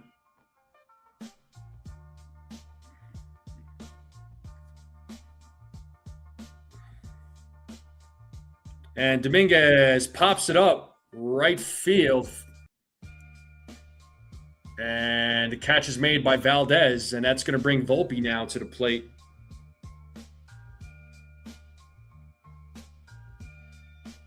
And yeah, looks like Max Fried was high-fiving his teammates, so that is going to do it for him.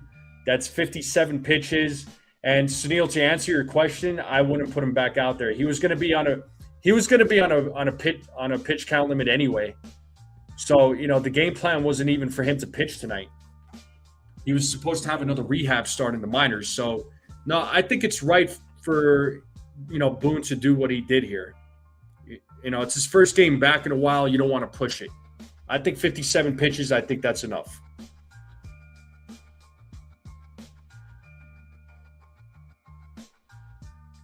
Yeah, still no score. Still no score. It's 0-2 now to Volpe, or 1-2 now to Volpe.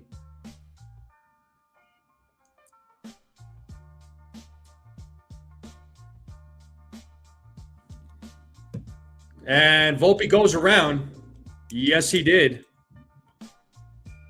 As Volpe strikes out, so little bit of a duel here. So 5 strikeouts now for Chandler.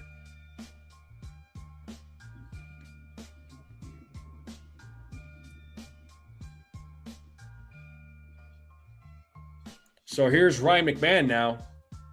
And he hits a ground ball. And let's see if he beats this throw. And he does not. So potential hit taken away from McMahon. That's going to do it. That's going to go to the top of the 6th. This game is moving along pretty quick. Yeah, the Dodgers, offensively in that series, right? And I'm not trying to defend it or nothing, but offensively, the Dodgers weren't good, with the exception of the first game of the doubleheader. They put a pounding to the Yankees in that first game, but in the first game and the final game of the series, offensively they didn't do anything. But they, that first game they had that they got that key home run from Max Muncy, and that's boom, they did it. And their pitching came in, took care of business.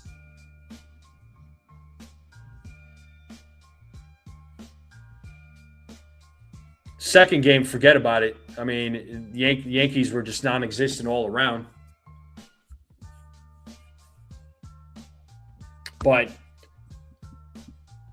all in all, the Yankees still lost that series. At least they didn't get swept, but they still lost that series. Losing that series sucks.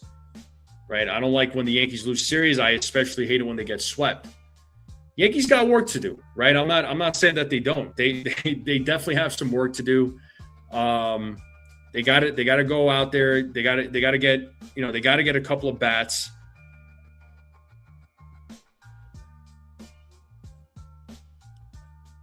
I mean, 3 bats realistically, but do we think they get 3 bats? I don't think so. I could see them potentially getting 3 arms.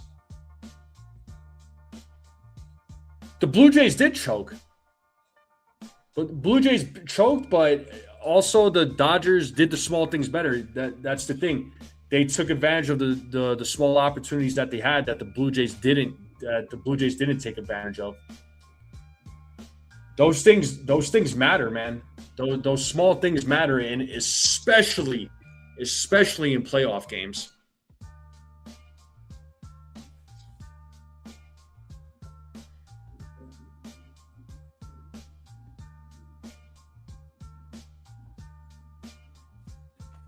And here's Angel Chevy in the game. Swing and a miss there to Flores Jr. 0-1. Yankees are 2.5 games. The Red Sox are not that far behind the Yankees right now.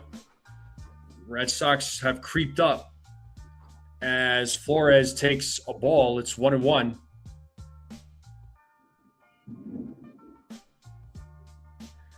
Yeah, well, you know what, man? And you got to take advantage of those moments as Estevan Flores Jr. swings and misses 1-2.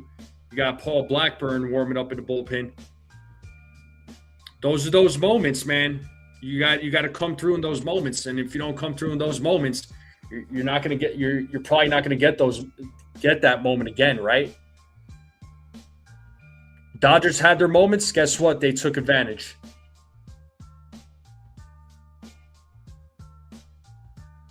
The 1-2. And Flores Jr. hits that ball to center field. And Grisham runs back and makes the catch. Nice job there by Trent Grisham. Definitely takes a potential double away from Estevan Flores Jr. 1 down. So hard hit ball there, right? But didn't result into anything positive. Yeah, Red Sox are down 4-0. Benny, again, I didn't say offense doesn't matter. Offense does matter. Yankees need to improve offensively. And let's see, they called it a foul ball. He's called out, but I think the home plate umpire called it a foul ball. He put his hands up, so it's a foul ball, 0-1. I mean, look at it. It's like Garrett Cole he pitched 7 innings, gave up those 3 runs, 11 strikeouts. Great outing by Cole. Bats couldn't back him up. And Fried had a good outing, 5 innings, only gave up the 1 walk, didn't give up any runs. 7 strikeouts, 1 hit. That's a solid outing to me.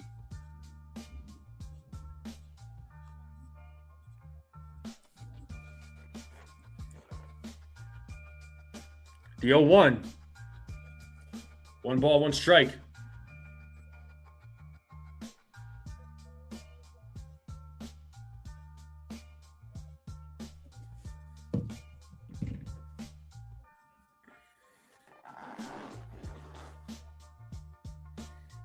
The 1-1. Swing and a miss, 1-2.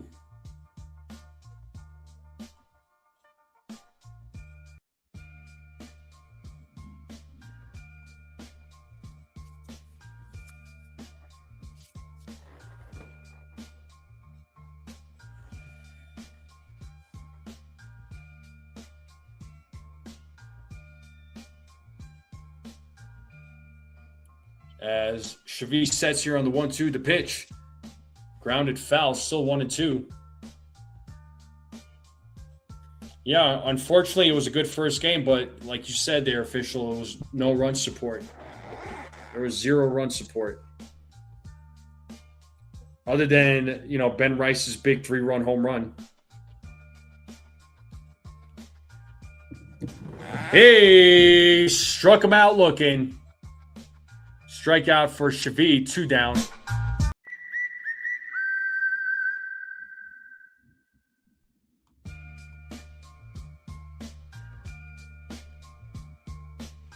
Yeah, the ERA is best. Their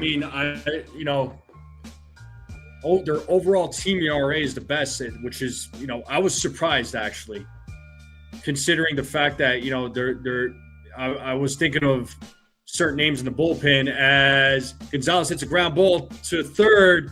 And what another great play there by Ryan McMahon to get Gonzalez out. So a 1-2-3 inning for Chavez as Ryan McMahon makes a similar play from earlier, running to his right, spins and makes the perfect throw. Well, not the perfect throw, but still made a throw, and Goldschmidt was able to make the out.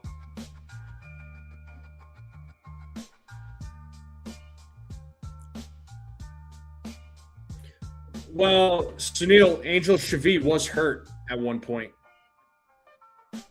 So you didn't see him for a while because he was hurt. He actually has some good stuff. Hopefully, we see we see more of these types of outings from him.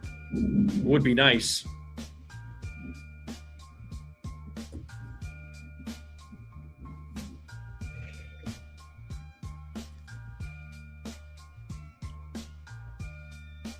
But the bottom of the 6th is coming up. Still a 0-0 game. So no production from either of the offense. So Yankees with 2 hits and the Pirates with 1.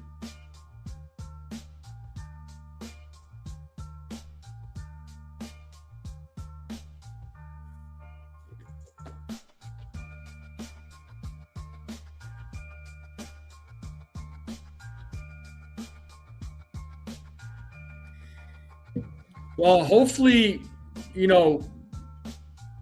if what Aaron Boone is saying is true, we get Stanton back, and then, Aaron Judge comes back at some point.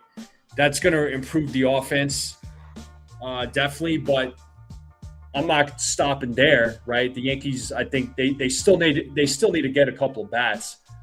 Catcher being one of them, and the other bat, who knows? I mean, do they get an outfielder? Do they get somebody to play the infield?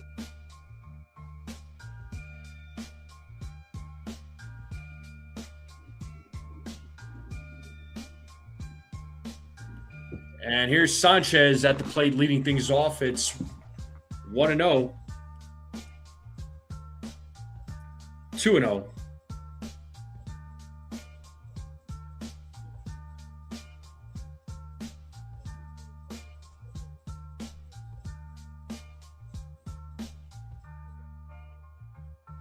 And Sanchez hits a little blooper to third, and the catch is made by Gonzalez as the bat goes flying out his hand too. So 1 down, and that's going to bring Trent Grisham now to the plate.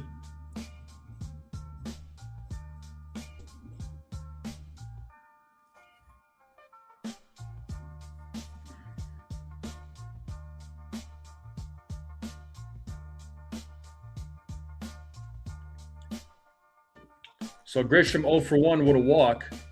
Takes a ball.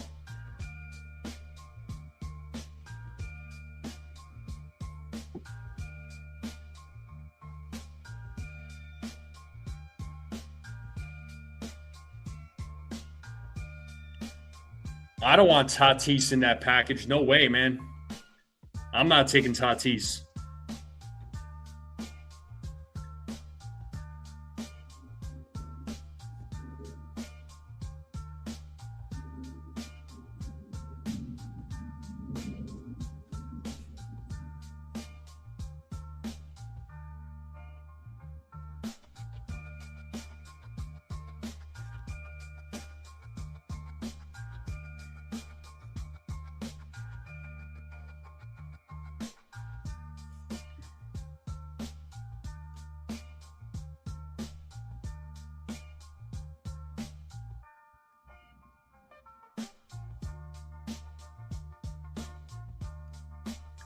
Pixelmon, all I could say is, do I think if they're going to win it all this year? It all depends on what they do at the deadline.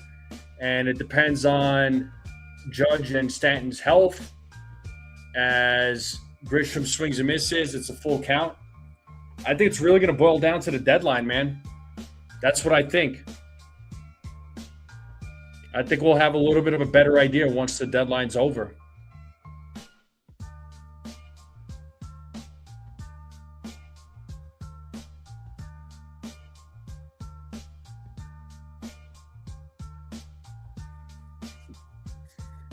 I like Tatis, but where do you play him? And I highly doubt the Yankees would want to take on that contract. And Grisham pops it up in the infield, and catch is made for out number 2. And here comes Ben Rice now to the plate.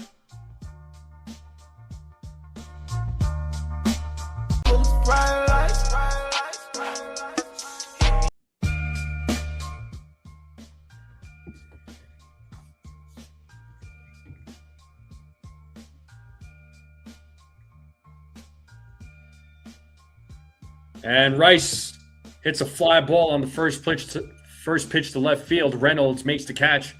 Yankees go down in order. Top of the 7th now coming up. Still a 0-0 game. So nothing from either offense. Offense for both teams sucking right now.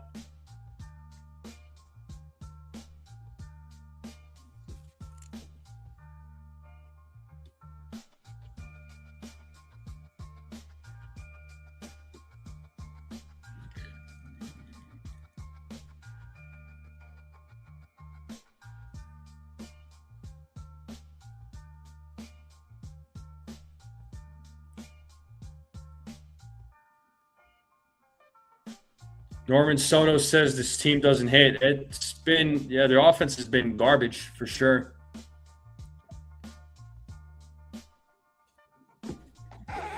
Frustrating.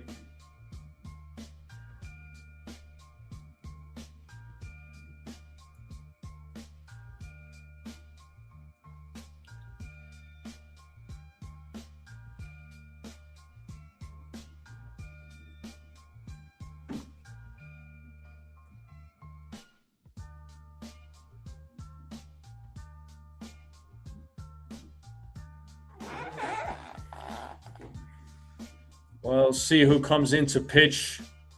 Let's see if Chevy is back out. But Triolo, Reynolds, and Valdez will be due up here in the top of the 7th. Still no score.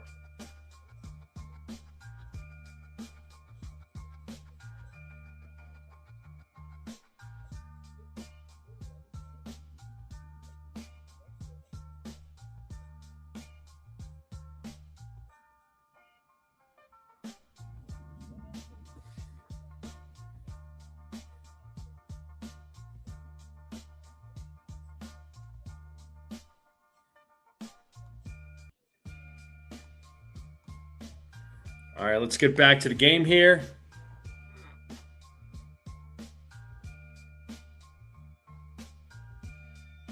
And Angel Chevy back on the mound.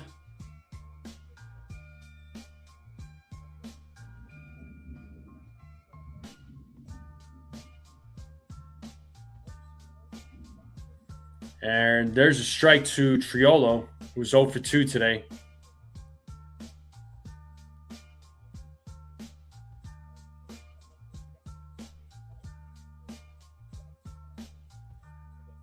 The 0-1 is a ground ball to short, and Volpe throws it to first and still gets him out.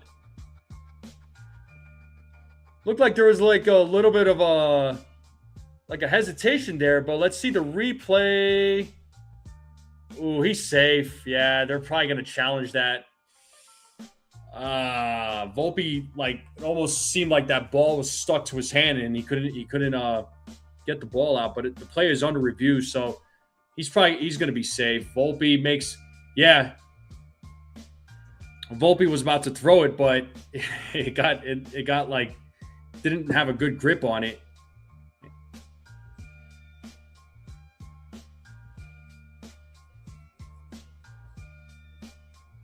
Yeah, he's definitely safe, unfortunately.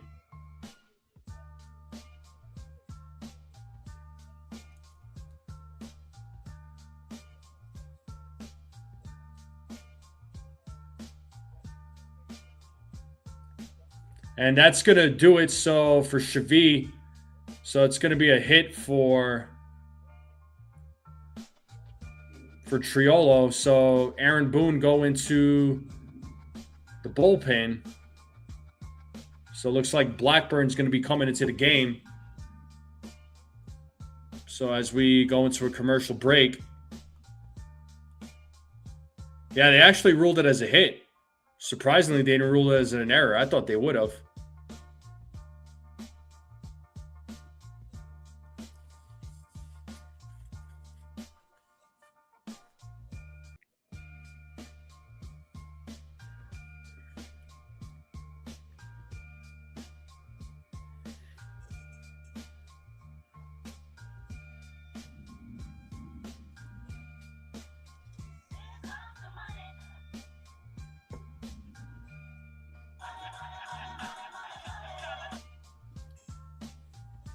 Home cooking scoring? Yeah, probably.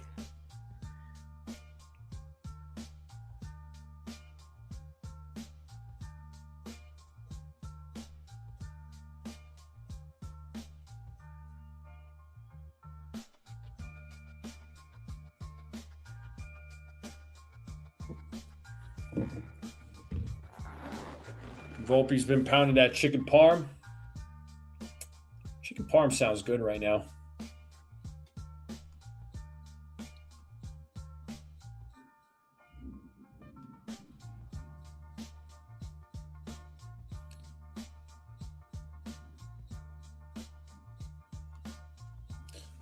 Sunil says, of all the Yankee relievers, I like to see Angel Shavian more often than he has been now. He's surprised he's surprised many so far, considering he came from the Rockies farm system to us. Yeah, I mean, Sunil, I've seen some stuff from him. He's got some good stuff. He was hurt earlier in the year. The guy I think he had a injury to his shoulder, so he couldn't pitch for a while. Egyptian, I've been to Turkey several times, to answer your question. C-Rod, what's up?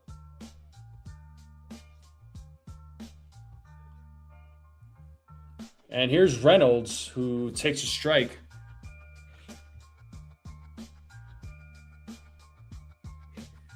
Now, Shavi's got some stuff. He's got good stuff. I'd rather see him more than, guys like Jake Bird.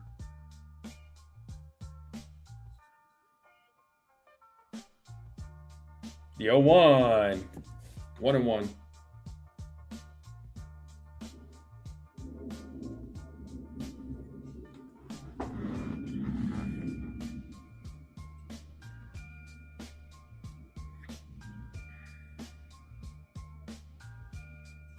The 1-1.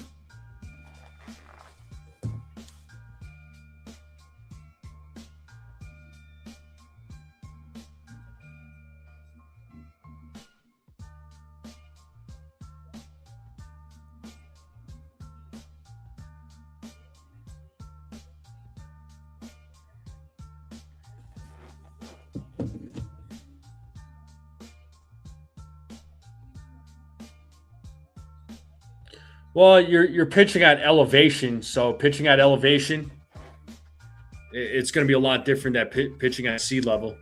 The 1-2, as Reynolds fouls it.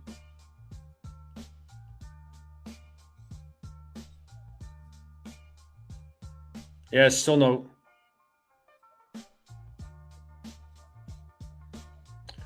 Snell says, I'll put this way over. I'll put it this way for you. 1,000% agree. Him over Camille Duvall. It's not. Oh, for sure. Over Duvall or Jake Bird. Heck, I'd rather see Yariel de los Santos and Kervin Castro over the other two guys that we were just talking about. Still 1-2 to Reynolds, so nobody out. Runner on first here in the top of the 7-0-0 game. Blackburn is pitching.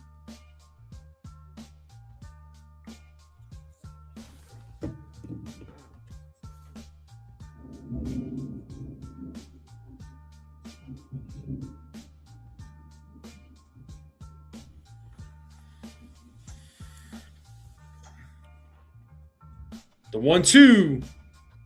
2 balls, 2 strikes now to Reynolds.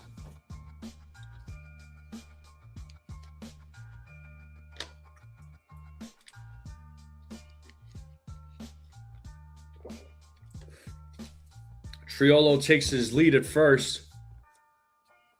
The 2-2. Full count now to Reynolds. Both teams still have their 2 challenges. In case anybody was wondering.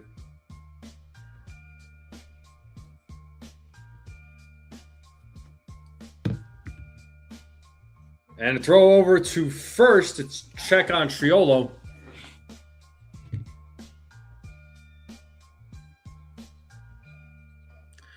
Pixelmon, I wouldn't feel good about Luis Hill in the bullpen. I'd rather go Clark Schmidt in the bullpen. And a swung on miss, and that ball gets away. A bad as Triolo will go to third on a bad throw. So 1 down. Was that a bad throw? Or was this not a good job by Volpe here? Let's see. So Reynolds struck out.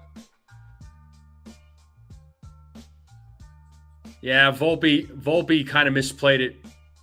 Yeah, misplayed it on the hop. The ball goes under his glove, so he misplayed it.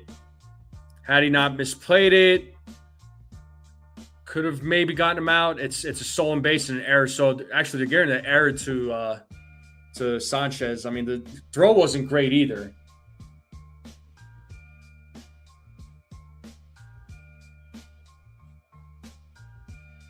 So the throw wasn't great either, but it wasn't a great throw by Sanchez. But Sanchez does get charged with the error. But Valdez takes ball 2 now. It's 2-0. So we got a runner on third with 1 out. 0-0 game here at the top of the 7th.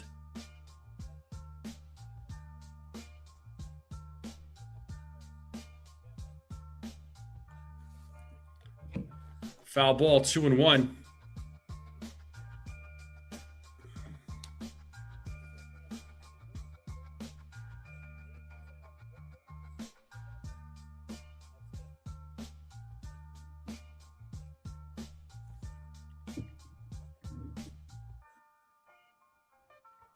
Here's the 2-1. 3-1 now to Valdez. Caballero played in the first game of the doubleheader there, Felix. There was a doubleheader today, and Caballero played in that one. 3-1. That's ball 4. It's being challenged by Sanchez. So initially it's a walk, and it is a ball. So the call stands. It's been confirmed. So the Yankees do lose a challenge. So we got runners on the corners now with 1 out, and that brings Ryan O'Hearn, and it looks like Matt Blake is going to come out to talk with Paul Blackburn.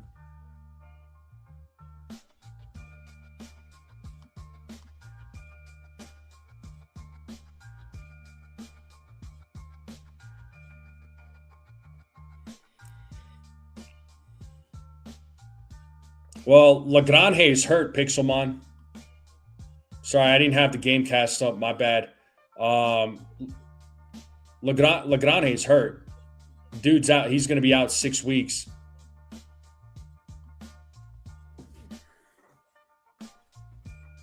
And I think we're on week 2 or week 3, but he's going to be out 6 weeks, but then he's going to have to get back into the rhythm, get back into the swing of things. So, who knows when he's going to actually come back to pitch again. If it was my guess, I'd say, September. So Blackburn in a little bit of a tight situation right now with O'Hearn at the plate. Runners on the corners. The Pirates could get on the board here. All it takes is either a sac fly or a hit. And as I say that, that is a fly ball to left field, and it's a foul ball, 0-1 to O'Hearn.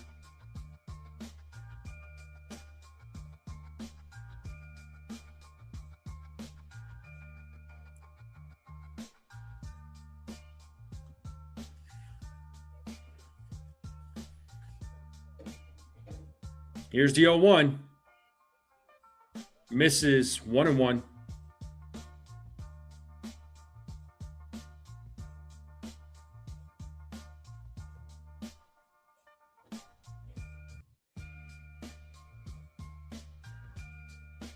The 1-1, swing and a miss, 1-2. So 1 ball, 2 strikes here to O'Hearn.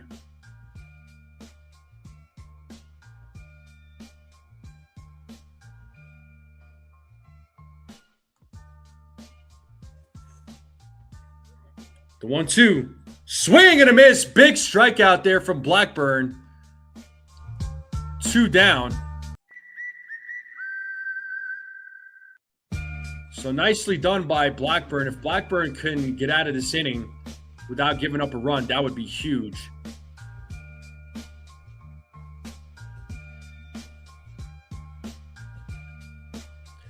Pixelmon, I don't think he should get called up at all this season.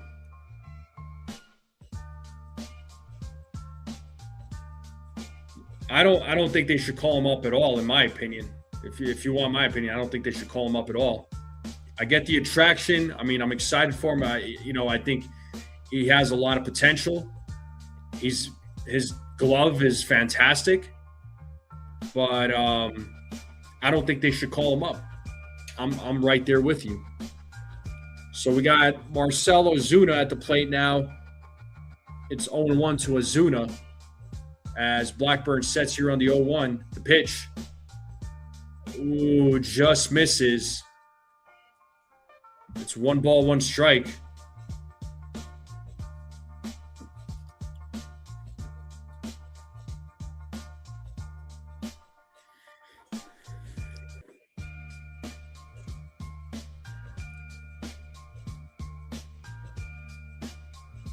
The 1-1. There's a strike 1 and 2 being challenged by Ozuna. Let's see if this gets overturned. And it does not get overturned. The Pirates now lose a challenge. Each team has 1 challenge now. Time to play that 2-strike horn. 1 ball, 2 strikes, 2 men on, 2 outs. The 1-2. Foul ball. Still 1 and 2.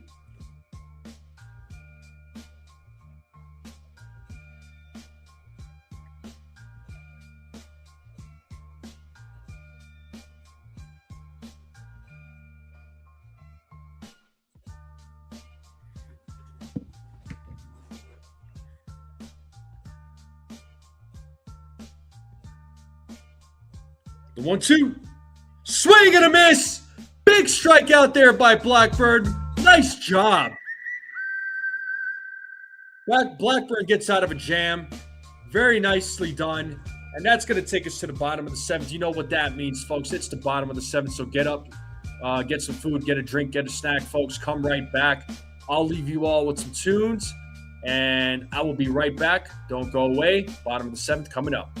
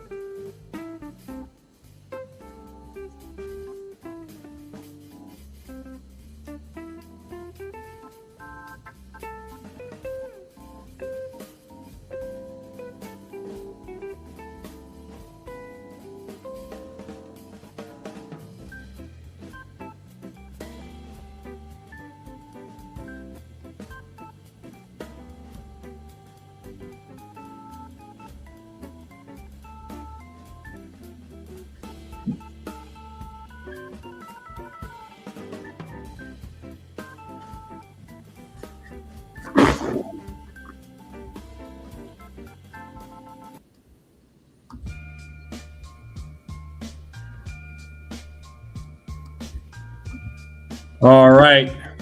Sorry, I'm a little late here. We got Paul Goldschmidt, who hits a fly ball to center field, and he's out. One down, and that's going to bring Cody Bellinger now to the plate.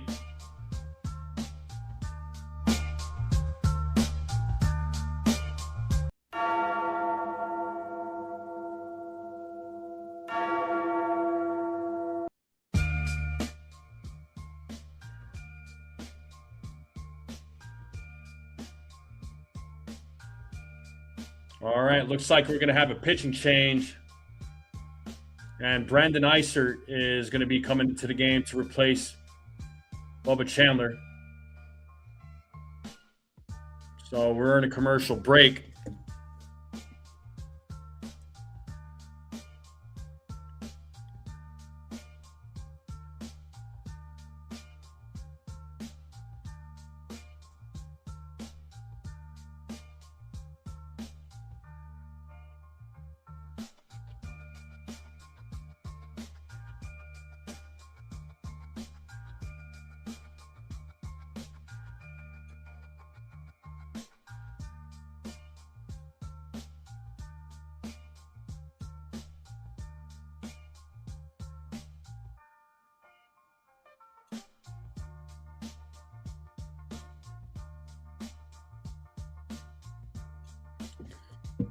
So let's see what the Yankees, let's see what Cody Bellinger does against Brandon Eisert.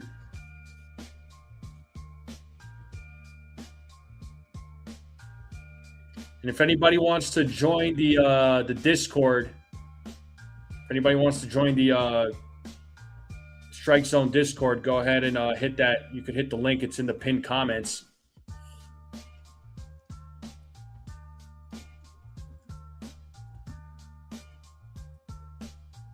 I'm going to check something here real quick.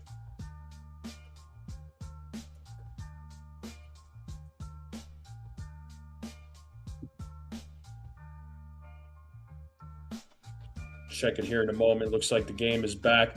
Oh, let's name that Yankee. Played for the Pirates from 75 to 82, Astros 83, Yankees 83 to 85, Royals 85, Braves in 86. Career batting average 252, 87 triples, 487 stolen bases. Can anybody name that Yankee? Cool. Beagle's in the Discord. I saw Rob Saxon in there. I know he's in the Discord. All right, Eisert versus Bellinger. Bellinger takes ball one.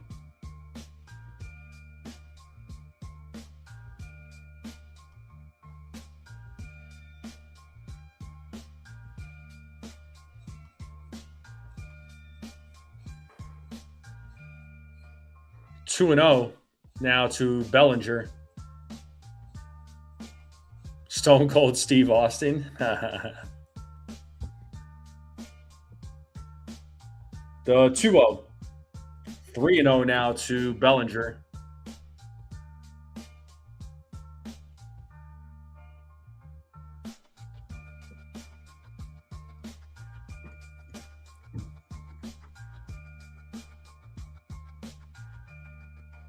Three 0. There's a strike. 3-1.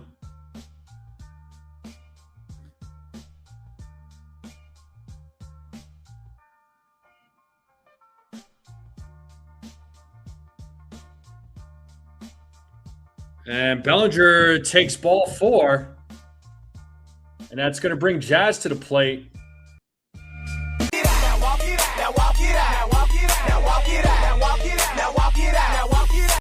Talking all that jazz.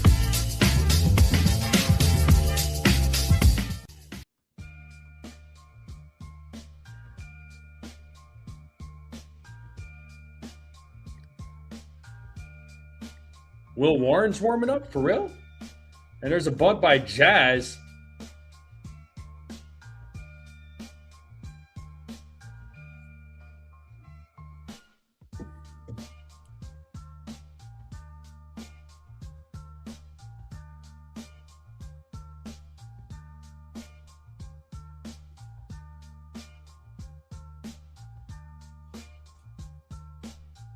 Yeah, Will Warren is warming up in the bullpen. Huh. Wonder what that's all about. And it looks like the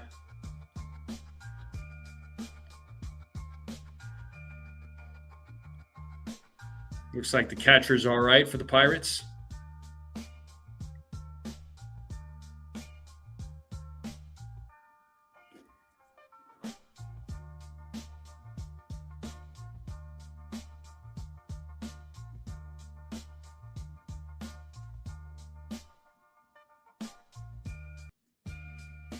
And Jazz goes around. It's 0-2.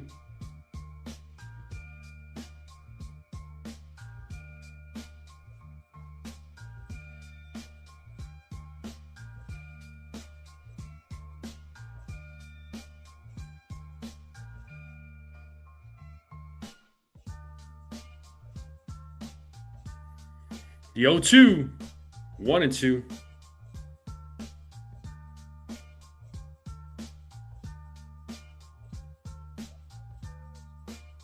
So Rafael Flores Jr., Billy Cook coming up in the top of the 8th. We have one out, runner on first, bottom of the 7th. And Jazz hits that ball to left field, but should be catchable for Reynolds as he makes the catch. And that's going to bring Dominguez to the plate now with 2 outs.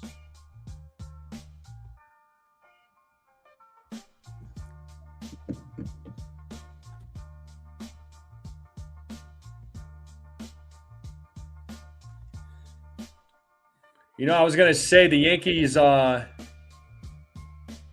5th in strikeouts and they're 6th in walks.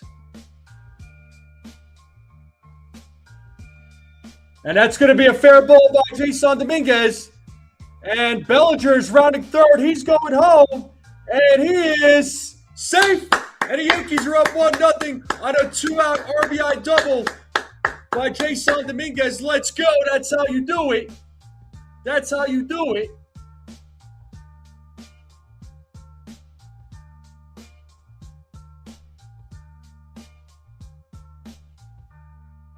Nice piece of hitting there by Dominguez.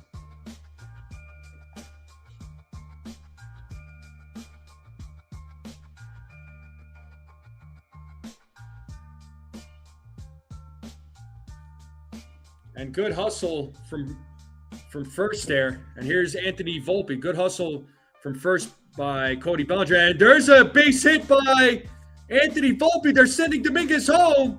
And he is safe. It's a 2-0 game.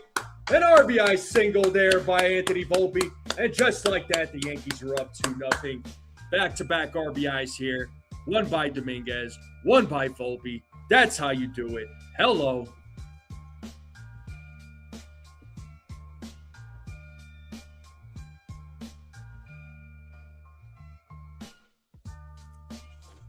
Well, there you go. There's a couple of hits or a couple of runs where it wasn't a home run.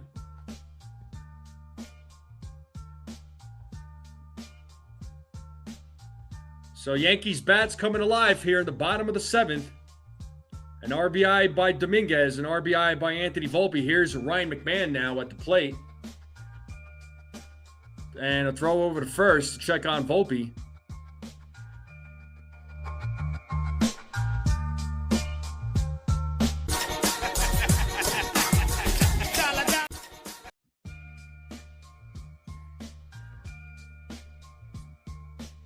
And another throw to first, and Volpe's safe. Woo! Dang, that was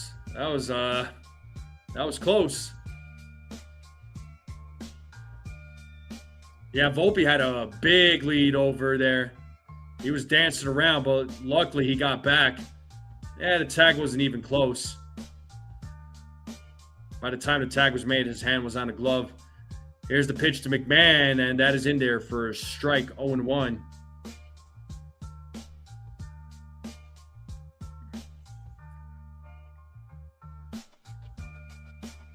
$167 runs scored in the 7th inning or later by the Yankees. That's the most in the AL, I believe it said.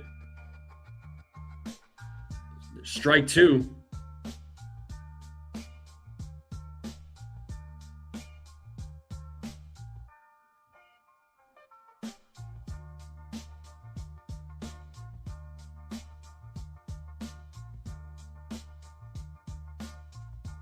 Swing and a miss, and McMahon strikes out, and he's pissed.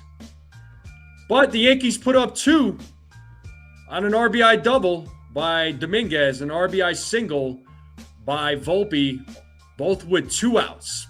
Both with 2 outs. The Yankees are up 2-0. That's how you do it. That's how you do it. Sunil says, name that Yankee. He's saying it's Omar Moreno. Jonathan says Volpe's increasing his trade value. Perhaps.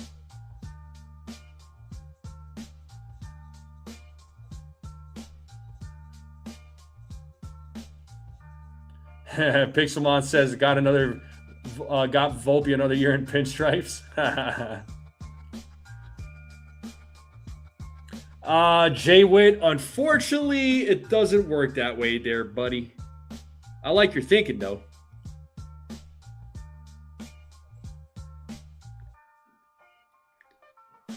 Shoot, if all those hits, if all those RBIs counted as homers, man, shoot, the home run count would be so much higher on this team.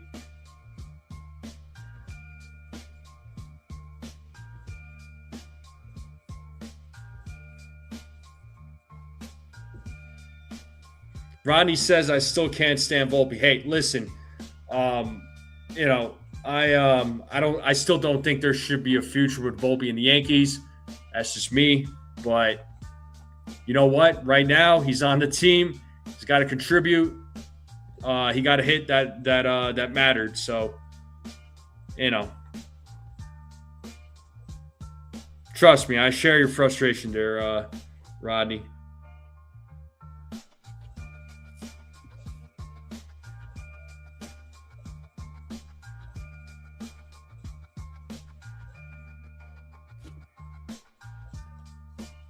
All right, top of the 8th coming up.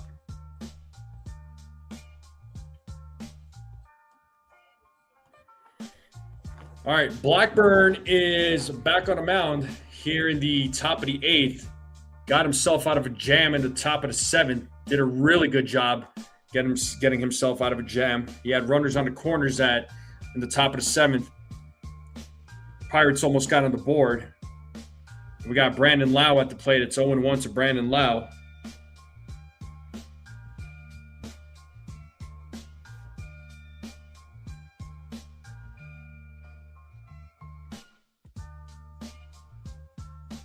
The 0-1, swing and a miss, 0-2.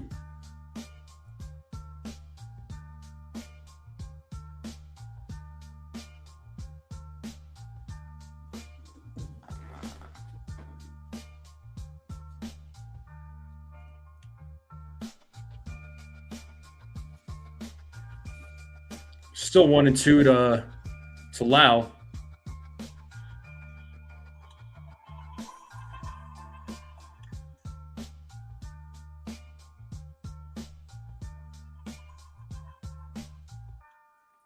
And there's a ground ball to second. Jazz fields it, throws to first, and Lau is out.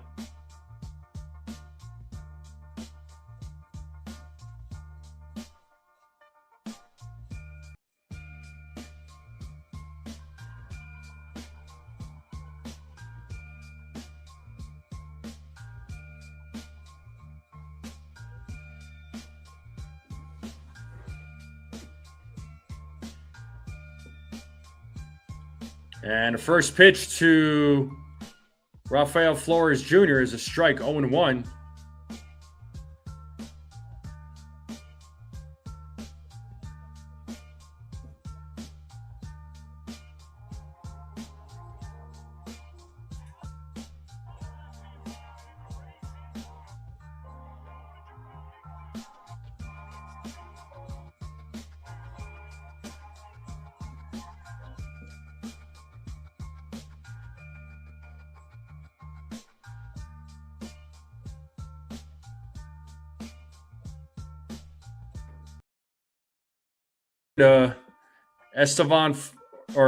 Rafael Flores Jr. as Blackburn sets. Here's the 0-2. Call the ball, 1-2. Pitch was close.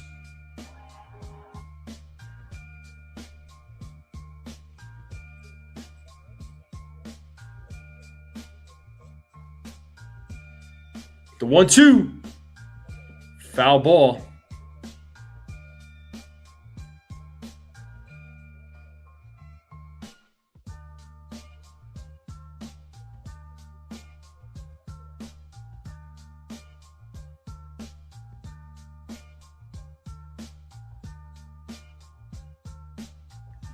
The 1-2. There's a ground ball. Volpe charges, fields it, throws to first, and gets Flores Jr. out. Nice job there by Volpe.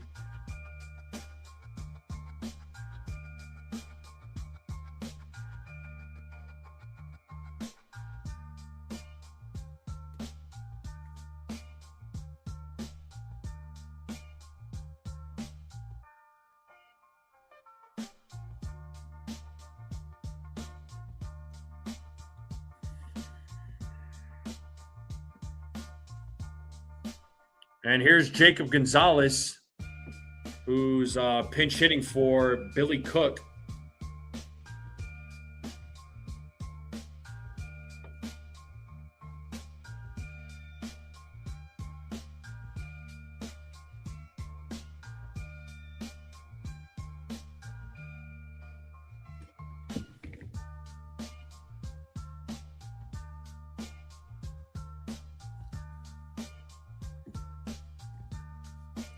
So 2 outs here in the top of the 8th.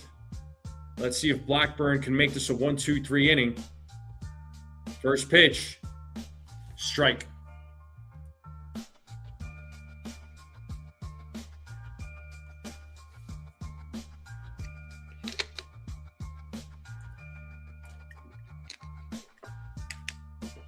The 1-1. And that ball's hit into center field. Grisham is charging, and he makes the catch. A 1-2-3 inning by Blackburn. Nice job by Blackburn tonight. And bottom of the 8th coming up, Sanchez, Grisham, and Rice due up. That's how you do it. So, I was saying before, since we're in a commercial break, and make sure y'all hit the like button, hit that subscribe. So, Yankees have 375 walks so far. That's not counting today. So, they're 5th. Or 6th, but they should probably be 5th now because they were able to draw a few walks tonight. Batting average, yeah, they're down there, right? I mean, where are they? Yeah, they're 23rd in batting average, but check this out. The Rockies, Giants, Nationals, the Royals, Twins, the A's, all these teams have higher batting averages than the Yankees do. The Pirates are number 1, actually. Pittsburgh Pirates. They're number 1 in batting average. It ain't the Dodgers. It ain't the Rays. The Rays are 2. Dodgers are 3rd. So, I mean, if the Pirates are number 1 in batting average, does that mean that they're going to win the World Series? Curious. Like, I'm not trying to be funny when I ask that question. Stolen bases, Yankees are 7th. They're probably tied with the Rays now because Jazz had a stolen base. Unless the Rays stole tonight, I don't know.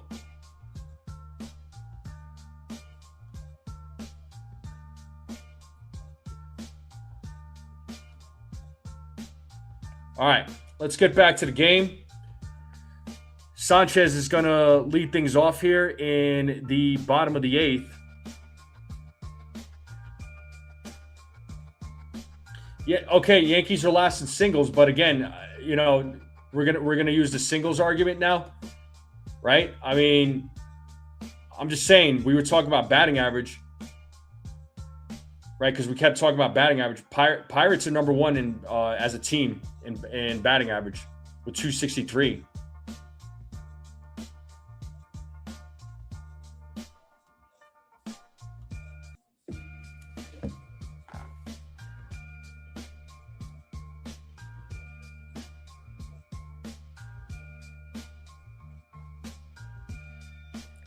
All right, here's Sanchez, who's going to lead things off here in the bottom of the 8th.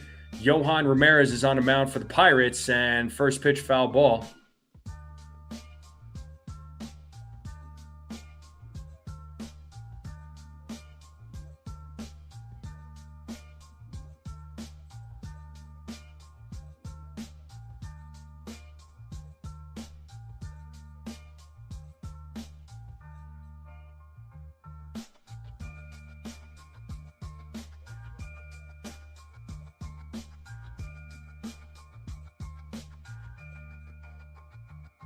And Sanchez hits that ball, and it's a little blooper, and that's going to drop for a single. He's thinking about going for two, but he's gonna stay at first.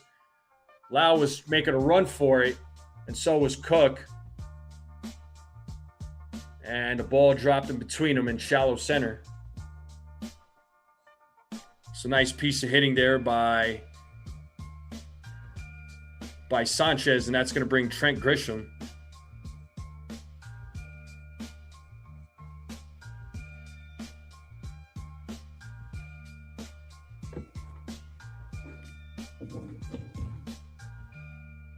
And foul ball. That hits off the mask of the catcher, Flores.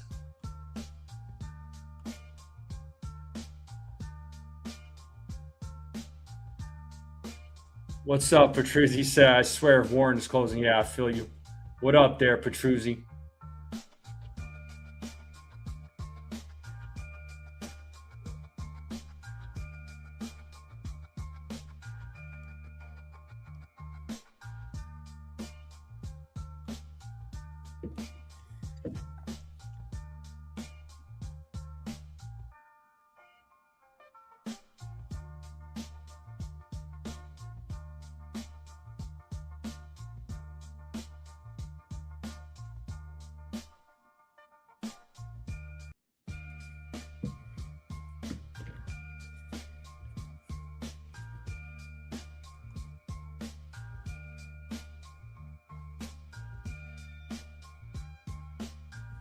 All right, let's get back to the game.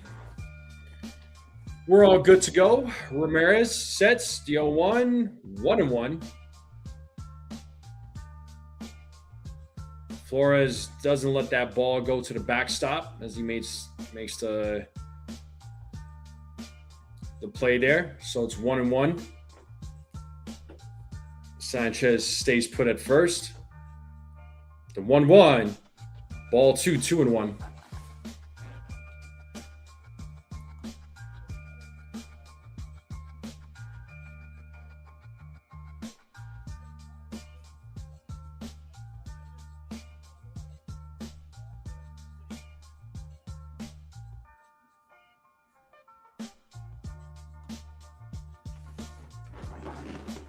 Strike 2. 2-2.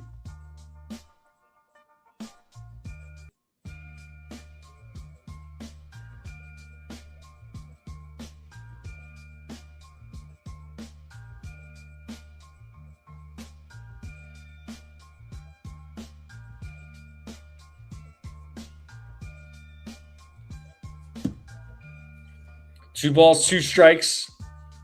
Nobody out with a runner on first. The 2-2. Does Grisham hold up? Yes, he does. He did not go around. Third base umpire said he did not go around. It's 3-2.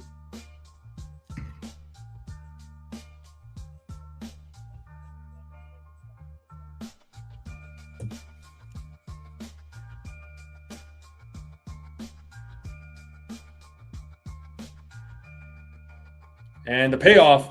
And Grisham hits that right side, foul territory. And the catch is made by Lau in foul territory for the first out. And that's going to bring Ben Rice.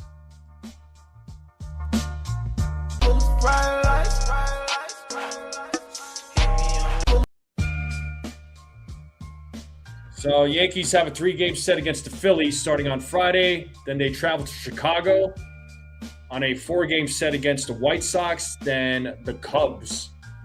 So the schedule does not get any easier here, folks. And here's Ben Rice now with one out. Rice takes a ball.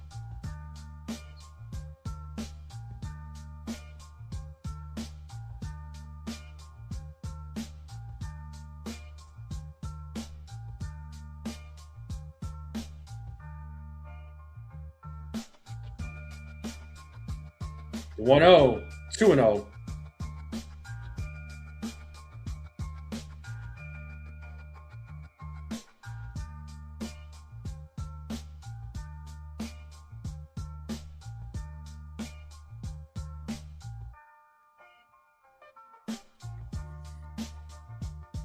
The 2-0. There's a strike, 2-1 now to Ben Rice.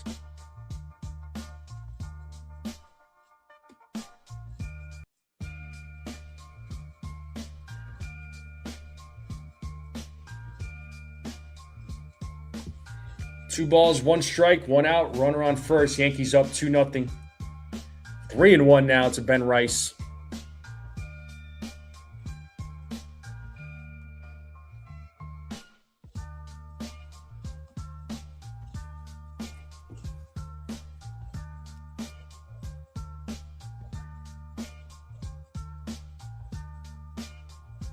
And Rice hits that ball to second. It's a ground ball, and he hits into an inning-ending double play. And that's going to end the inning. Kills any momentum, but the Yankees are up 2-0. The top of the order coming up for the Pirates. So last chance for the Pirates. Let's see if the Yankees can hold on. We'll see who they will be bringing into the game.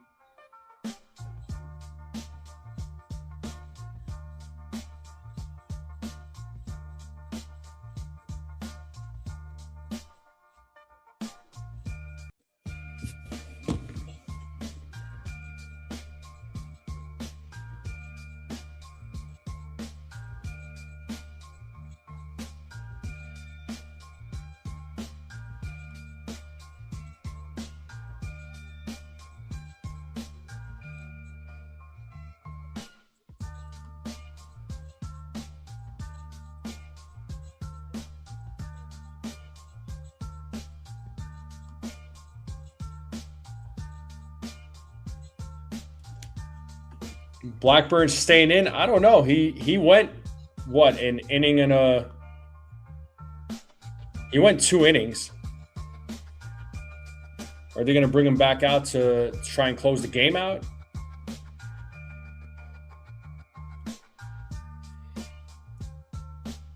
Yeah, no, I'd rather not, Snell.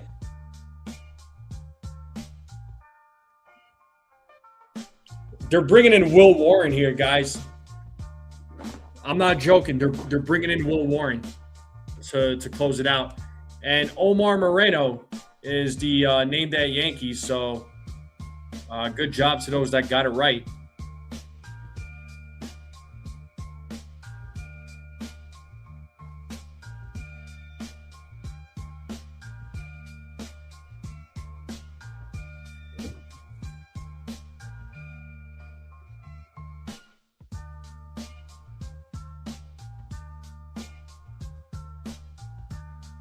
All right, so here's Will Warren to close it out.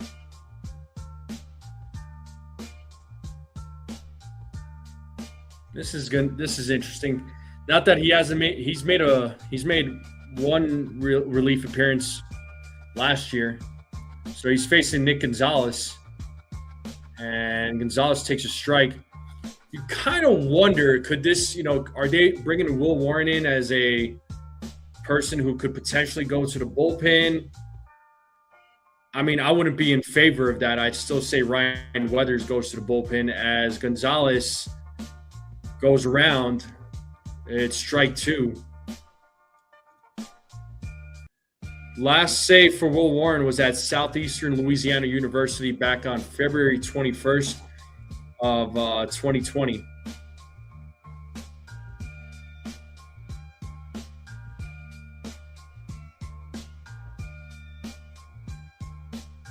The 0-2, 1-2.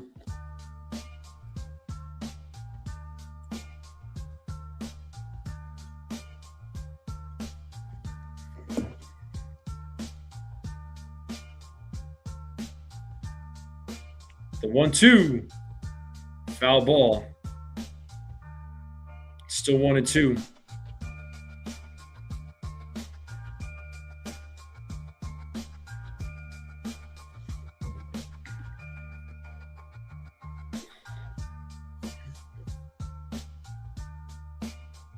The 1-2. And there's a single for Gonzalez. So to lead things off here in the top of the ninth. And that's going to bring Jared Triolo now to the plate.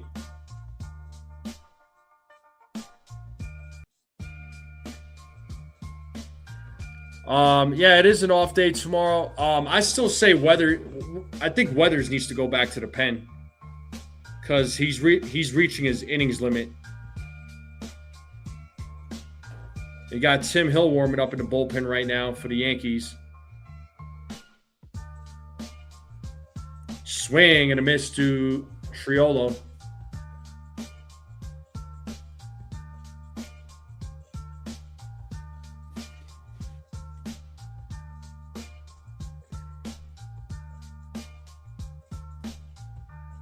The 0-1. Foul back 0-2.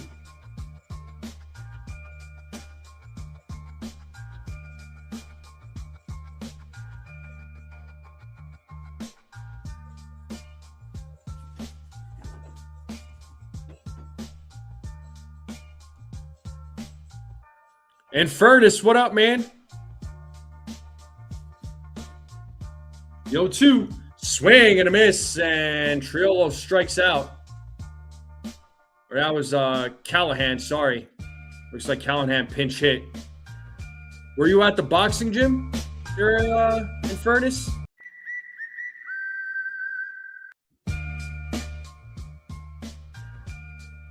Reynolds is 0 for 3.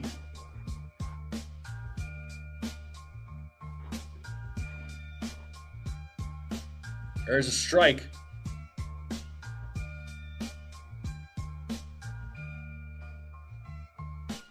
Looks like he challenged the pitch, and it is a strike, so the Pirates are out of challenges. The call stands.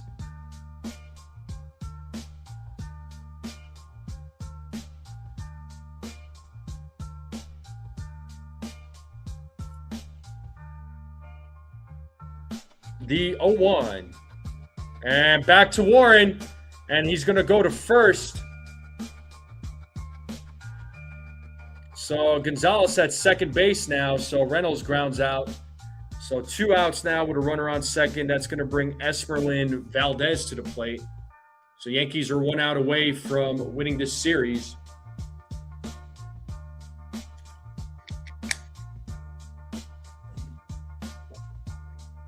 Valdez is 0 for 1 with a couple of walks.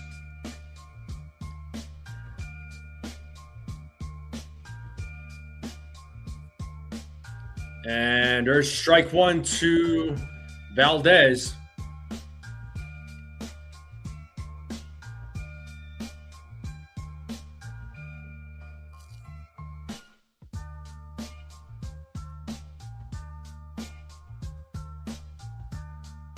The 0-1. There's 0-2. You can't challenge it there, dude. You're out of challenges. Time to play that 2-strike horn. It was probably a ball.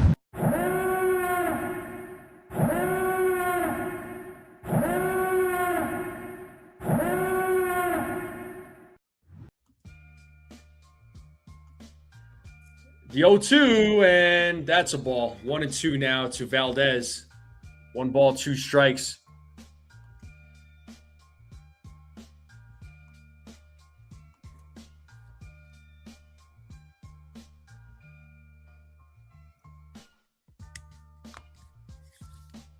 The 1-2 pitches outside, 2-2.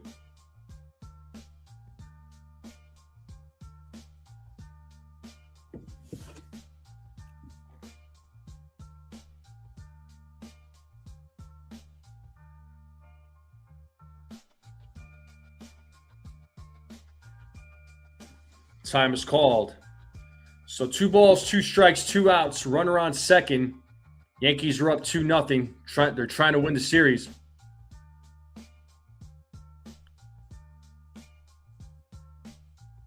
2-2.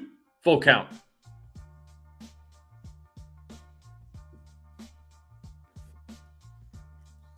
And you got O'Hearn waiting on deck for the Pirates.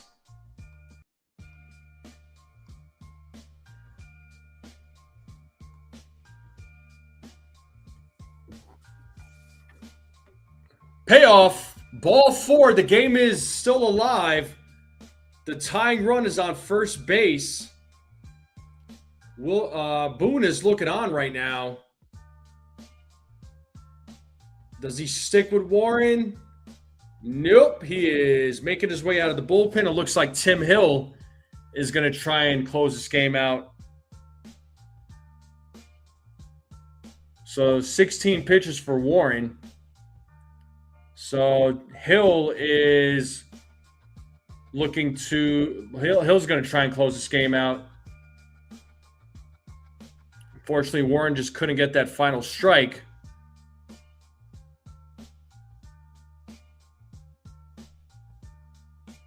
Does Fried get the Cy Young? Nah, not this year. Cam Schlittler, on the other hand, sure.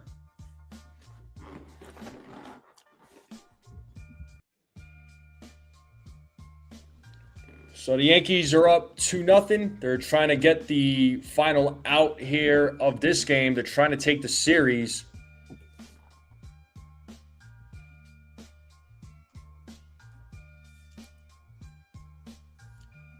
We're in a commercial break right now. Tim Hill will be in the game. Make sure you all hit the like button, hit that subscribe.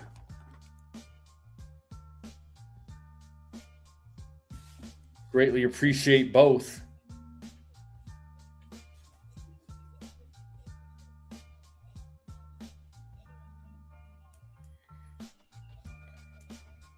Yeah, the last series the Yankees won was against the Nationals. They swept the Nationals. That was before the All-Star break. And then they lost the series to the Dodgers right after the All-Star break.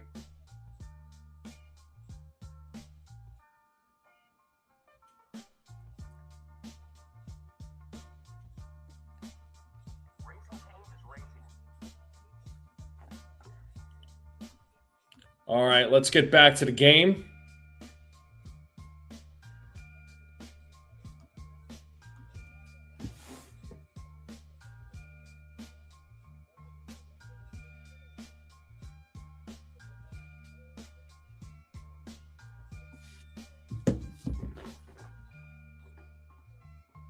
So Hill just needs to get one more out. We got Ryan O'Hearn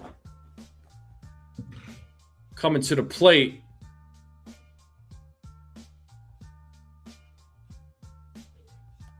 First pitch inside, ball 1 to O'Hearn. O'Hearn is 0 for 3.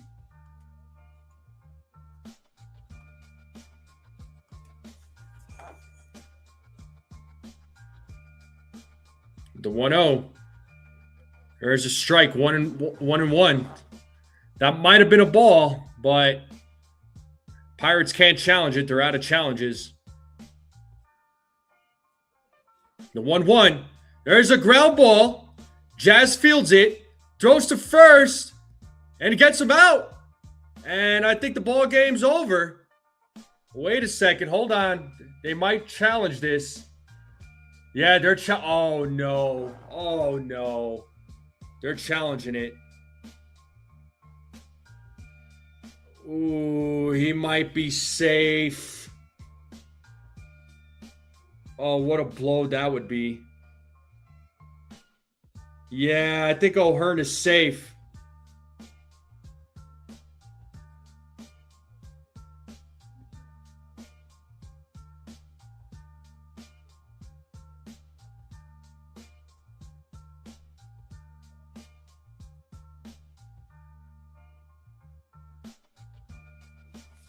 That was close. I wouldn't be surprised if they called it safe. Oh, my God, man.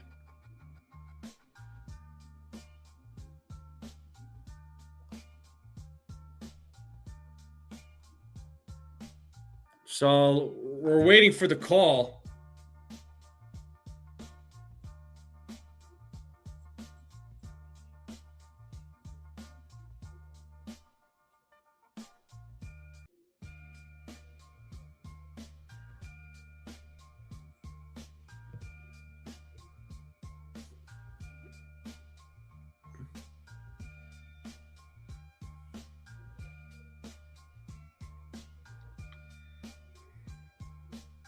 They got to show that replay of Jazz fielding it.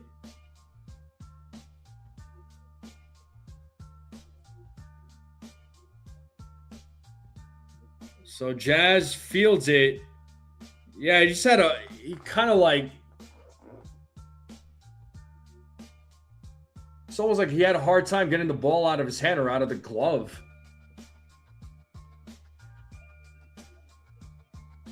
The runner's out. The runner's out. All right, the call on the field stands. The Yankees win, folks.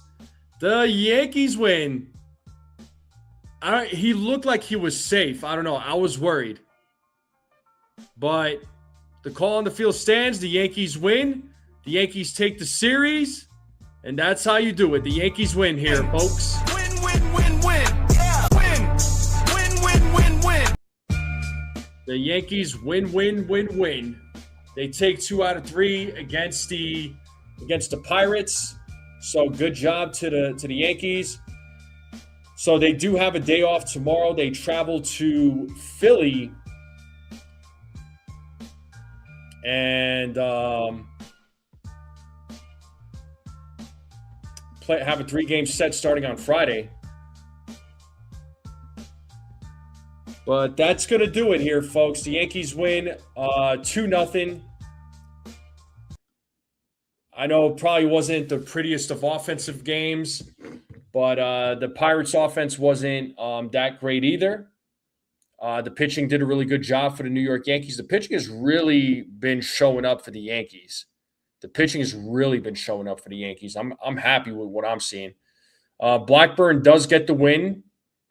Tim Hill gets his first save of the season, so Blackburn improves to 3-1. He's got a 2 ERA, Paul Blackburn. So Blackburn has been phenomenal. So he's quietly been good. So that's going to do it for me, folks. So unfortunately, on Friday, I will not be able to call the game, but I should be able to call the game on Saturday. Me calling games over these next 1 or 2 weeks, it's going to be a little tricky because for now, my work shift, my shift changed, but I'm going to call whatever game I possibly can. And happy early birthday, Katie. Hopefully it's a good one for you. So I'll wish you a happy birthday now. But do tune in though. My game plan is to go live on Saturday.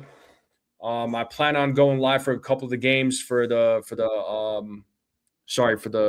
White Sox. All right, so just keep it locked. And I plan on going live for the deadline. I'm planning on making that a all day thing. So keep on the lookout. Just keep your notifications on. So, got some things coming up. So just keep on the lookout. But the Yankees win the series against the Pirates. They win tonight's game 2-0. I will take it. And let's see what everybody voted in the poll.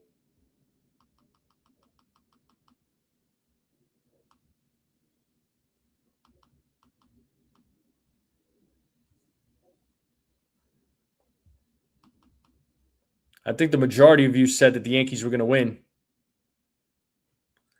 Yeah, Jay Witt, I appreciate it, man. There's a few games I'll be able to call. I should be able to call. So again, just keep your notifications on. But once I